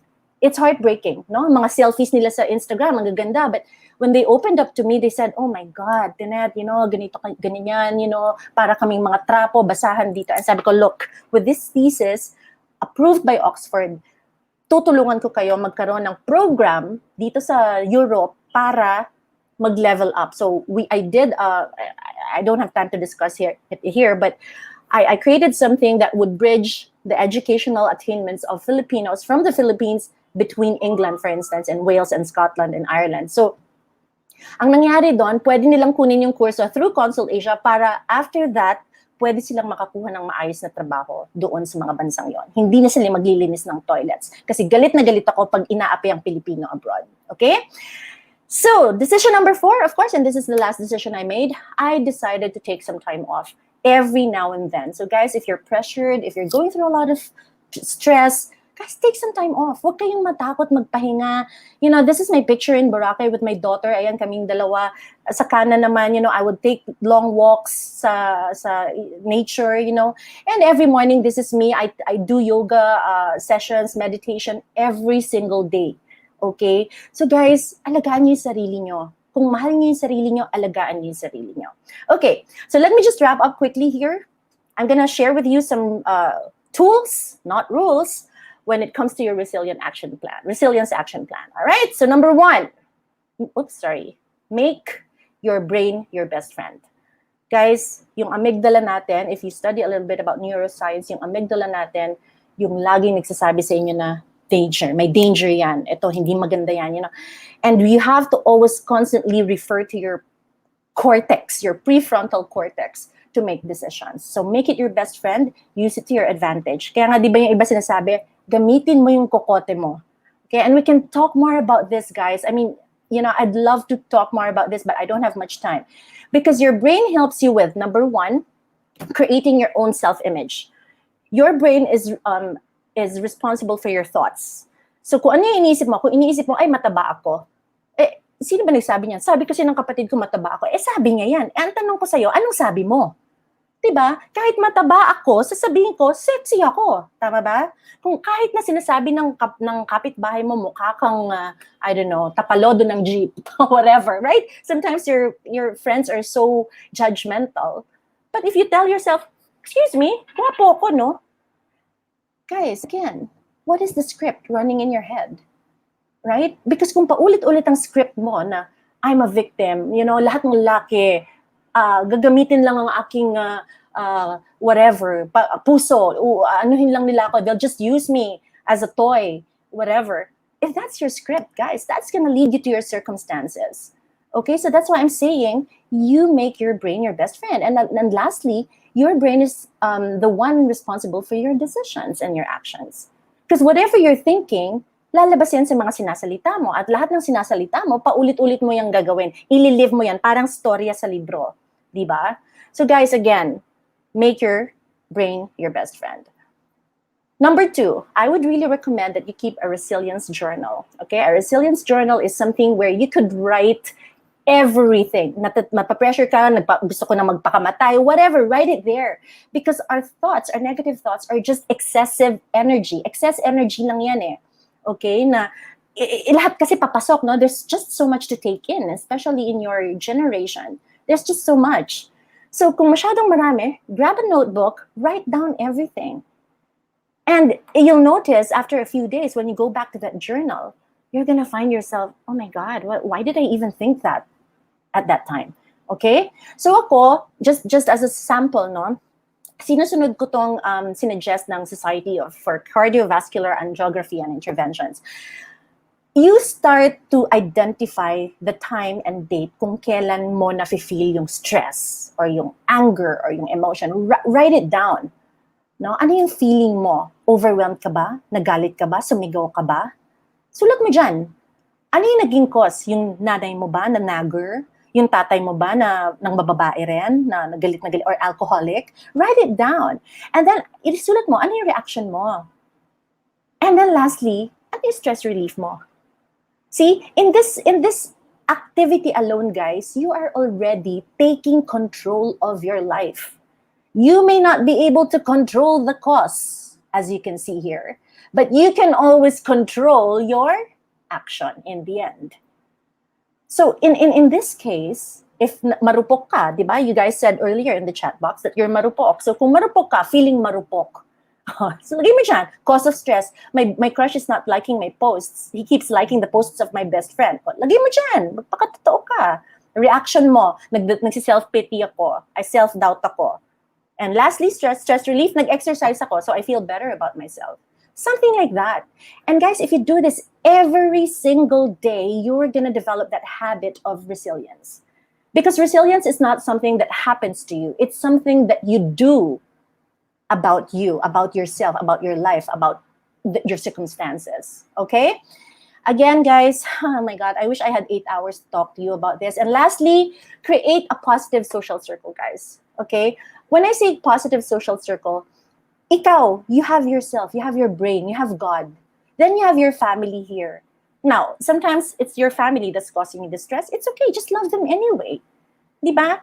Hindi mo naman kailangan paniwalaan lahat ng sinasabi nila about you. If they're pressuring you, natamad ka, nabobo ka, don't believe it because you have the ability to write the script in your head. Just love them anyway. And then you have your friends, no? Then you have people who wave at you on your social media accounts, no? Taga-like ng Facebook mo, taga-follow mo, that's all right. But then there are people that you just simply don't want to hang around with anymore because they're not good for you. Okay? So again, guys, I just wanted to really let you know that you have the power to make a difference, not just in your own life, but in the lives of others. So with that, guys, thank you very much. If you want to connect with me, I have a Facebook page at Tinette Rodriguez Cortez. And a little bit about our company, you can visit our website, www.consultasiaglobal.com.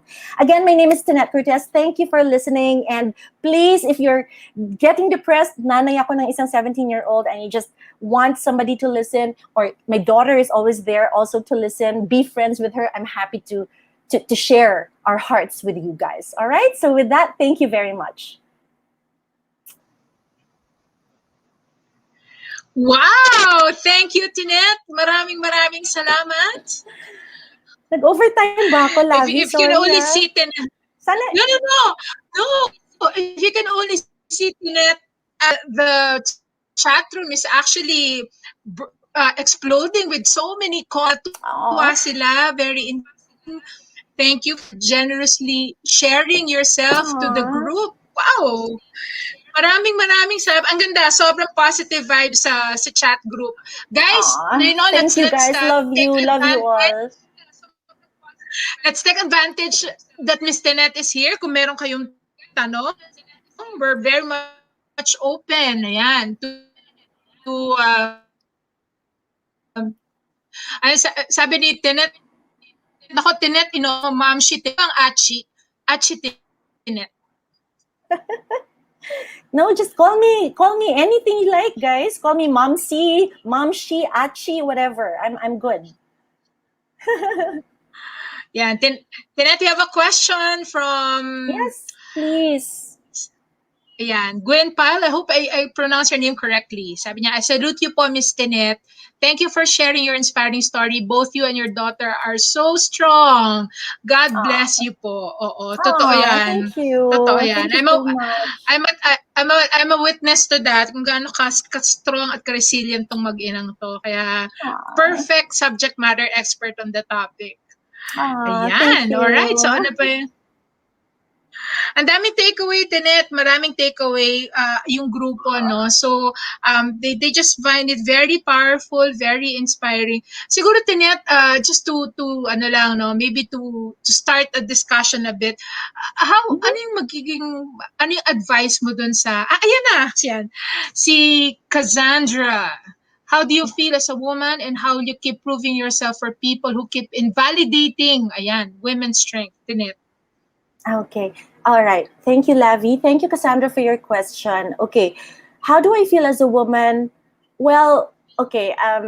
Again, I can answer this in so many ways, but all I can say is I'm just really grateful every day as a woman, whether the good, I'm grateful for the good and the bad, actually, because the good, because I feel blessed and privileged, but I'm also grateful for the bad things because these experiences actually made me a lot stronger and they helped me think. They help me innovate. They help me look beyond myself. No, now how will you? I keep proving myself to people who keep invalidating women's strength. Cassandra, sa totoo lang, I don't have to prove anything to anyone. All right, the only person that has to applaud for you is you. Okay, if you know that you're doing a good job, that you're helping people, that you're using your God-given talents and gifts, you don't really have to prove anything to anyone. And as I've mentioned, yung mga hindi mo makontrol, like what other people are doing or saying, just let the brain filter everything. Okay, I know it's hard. It's easier said than done, no? But you don't have to prove anything to everybody. Sa totoo lang. Okay, just do your best. Walk your path. Stay on your path. Stay on course. You don't have to compare yourself to any other woman. You just have to compare yourself to yourself yesterday. Okay, that's all you need to do. Don't compare yourself to your sister, to your mom. I never compare Sophia to me because that's not fair. Okay, she has her own path to walk on. All right. So Cassandra, I hope that answered me. And again, if you want to talk more, you can just message me. Pagdating sa youth kasi Lavi, my heart goes out to the youth kasi I have a daughter and I know how hard. I was also a teenager, so I know how hard it is to go through all these challenges. So yeah. All right. Lavi?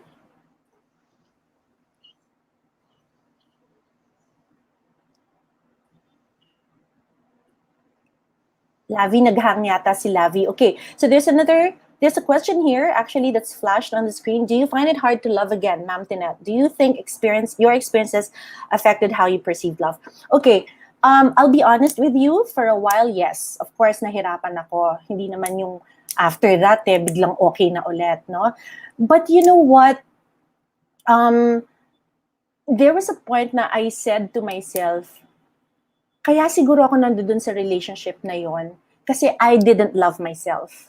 So what I did after that abusive relationship, I really spent time with myself and getting to know myself more. Guys, kasi it's hard to love something or someone if hindi mo kilala yun eh. Tama ba? In a relationship, it's hard to fall in love with somebody if you don't know that person. And I felt like I really didn't know myself. So I took time to get to know myself better. And I'm not saying naman na in love ako sa sarili ko, but at least I've developed or learned to value myself more. And alam mo, kung sino man yung nagtanong nun if it's hard for me to love again, yung love kasi maraming klase. Pwedeng romantic love, pwedeng sibling love, di ba? Pwedeng love sa pets, pwedeng love sa work.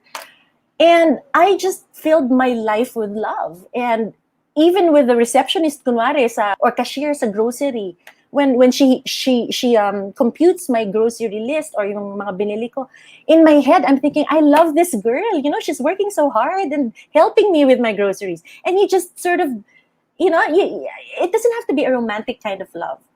Okay? You just love others. And then the right guy will come to you. Okay? You will attract people who are on the same frequency and vibration as you are in. Okay, because if you're full of hatred, full of remorse, full of anger, hatred, blaming, guys, you're gonna be in that cycle kasi, in that cycle paulit-ulit. Okay, so I hope I answered that question. And from Graciela, Moises, how can you encourage people to be resilient without invalidating the difference in resources and capabilities? So again, this is a very, very good question, but a lot of things come into play here, like, you talk about diversity and inclusion, you respect, trust. So siguro, Graciela, ang pinaka-answer ko dito is you really just have to start with you. Go back to the tools that I shared with you earlier and then see how that can apply, no? Kasi when you love yourself, you respect other people. Di ba? When you respect yourself, you respect others. When you love yourself, you love others. Okay? So yun siguro yung pinakasimple. Paano naman, sabi ni Michael, paano kung hindi naman nare-reciprocate yung pagmamahal mo? Nako, Michael. Naku, Diyos ko po, Dr. Love ba talaga? Teka muna, hindi ko rin alam kung paano ko sasagutin to, Michael. But kung hindi naman nire-reciprocate, ako siguro sa age ko kasi syempre iba na, no? Sa inyong mga young generation, medyo mahirap sagutin to. But in my case, if hindi na, kasi ang advice ko lagi kay Sofia, kung hindi ka gusto, just be friends with that person. You don't have to, you don't have to make that person like you kung talagang ayaw. Mahirap naman kasi pinilit mo lang, di ba? So, Michael, I really wouldn't know what to answer. Okay, guys, sorry, Direk, am I just gonna keep reading everything here? Kasi baka mamaya overtime na ako. Okay lang ba? Sige. Next, Miss Tonette, how do you think about forgiving those who wronged you? Do you think it's enough to bring peace? Oh, wow. Next, this is such a nice question. OMG. Next, alam mo ba, yung aking ex-husband, hindi nag-apologize kahit minsan. Pero kinakausap ko siya ngayon na. We're very civil kasi nga because of our daughter. Never siya nag-ask ng forgiveness, but I've forgiven him in my heart. Guys, kasi pag hindi natin finorgive, hindi naman siya yung mahihirapan di ba? Tayo yung nahihirapan. Kasi pag hindi mo fina-forgive yung isang tao, wala namang effect sa kanya yun Makikita lang niya siguro na lagi ka nakasimangot or binlock mo sa Facebook, di ba? But that doesn't really mean anything to them. Parang ganito yun Ang non-forgiveness kasi, para kang umiinom ng poison, expecting the other person to die. Diba? Poison yan Next. So, as much as possible, do it for yourself. Whoever wronged you, just pray for that person. Ikaw na magsabi sa sarili mo, I forgive you in my heart. And then the universe will cooperate with you. Bibigyan ka ng maraming wisdom and ability to lighten up your heart, to empty your heart of those ill feelings. Again, it's not easy, but it can be done. All right? Okay. So, ang daming questions, guys. Message na lang ako sa Facebook, ha? Like my page na lang, and then just message me there. I really want to help. Grabe na-overwhelm ako sa mga comments. Lavi, ang daming comments, but I don't think we have enough time, do we? No? Yeah? It only shows that you have touched so many lives this afternoon. For them to to be very open about this, guys. Ayan inopen na ni Miss Tinette yung kanyang communication channel. Yes. Please reach out to her. No, she's she's very open. Continue the conversation with her because I'm sure Miss Tinette will welcome it. At napakarami pa niyang i-share sa inyo. Tinette, what a wonderful way to end the first day of our session. Ang dami. Not only the youth akala ko kilala na kita, Tinette, pero I know. sobra akong really, and Exactly. I thought I know. Exactly. And I thank you, Tinette. I thank you for not holding anything back. Maraming it's fine. salamat. You have blessed You're so welcome. many. Thank you. You have blessed everyone in this room, and as a sign of our simple token of appreciation, we would like to present the certificate of appreciation presented to Ms. Tinette Cortez for generously sharing her knowledge and expertise as resource speaker on the topic Resilient Mind, Resilient Future, given virtually this 20th day of February 2021 from our President Janet Lapos and yours truly as a project chairman. Tinette, maraming salamat. Looks like we will have a sequel. Yes, of your talk. sure. Anytime. I'm here for you guys. Thank you so very much for inviting Thank me, you. Lavi. Maraming salamat. Thank you, Tinette. Thank you. Maraming salamat. Wow. Alright, guys, thank you. At talagang patuloy pa rin ang inyong comments sa chat room. Maraming salamat. Thank you very much for affirming that we really have very good speakers who imparted valuable learnings to all of you. Maraming salamat. Before we part ways, teka, alam ko may pa-premyo pa kami. Yes, so meron pa kaming pa-raffle ng 300 pesos. Hindi pa nakiklaim yung 300 pesos, so please don't go yet. Malay nyo, baka kayo ang magwawagi. So, can we, ayan, oo. So, yan. All right. So I have a sweet note here from our director that delegates kindly refrain from spamming the comment section. Siyempre hindi ko naintindihan yon. Alam niyo na yon. Okay. Sige. Maraming salamat. Thanks Direct Jaja and team. Okay. So meron pa ha. Wait lang. Huwag muna kayong umalis. Malay nyo kayong winner ng 300 pesos o pang ano rin yan. Pang grab food. O sige. At pag food panda. Wait lang. May paraffle pa. May paraffle pa tayo sa isang 300, isang 500. Guys, are we ready with that team? I hope you're here. Okay, I hope you're here. You're virtually present. Teka lang po. Wait lang. I hope you're virtually present. Please type in hello. All caps, Charlene Tenaza of WID. I hope you are in the chat room. Please type in hello, all caps, so that we could give you 300 pesos GCash. Charlene, are you in the room? Charlene, paging. Charlene Tanasa. Going. Teka, ikaw, Catherine Charlene, hindi. Si Charlene wait, Charlene Tanaza? Charlene Tenaza? Charlene, you're here! Oh my gosh, I see you. Hi, Charlene. Congratulations for winning 300 pesos. We will get in touch with you. Guys, please take note of Charlene's number. We will be transferring her prize later on. Ayan. Charlene, congratulations. Thank you for staying. Ayan. At syempre pa, ayan na, yung grand raffle, yung mananalo ng 500 pesos, sino kaya ito? Sino kaya ito? I hope you are here. Type in hello in the chat room para malalaman namin that you are present. Ayan, 500 pesos is up for grab. Pero kailangan nandito ka sa chat room, nandiyan ka sa room, at makikita namin ang hello. Are we guys, are we ready with the name of our, ayan, hindi, yun yung 300. Okay, yung ating winner ng 500 pesos. Sino kaya siya? Congratulations, sana nandito ka, John Alfred Garcia of Rotary Club of Muntinlupa Business District. Are you here, John Alfred Garcia, a fellow Rotarian? Sana nandito ka, Rotary Club of Muntinlupa Business District. Are you here, John Alfred Garcia? John Alfred Garcia from the Rotary Club of Muntinlupa Business District. Kaway, please say hello. Type in hello in the chat box so we can give you your 500 pesos. Meron ba? Dito ba si John? Parang wala. John, going.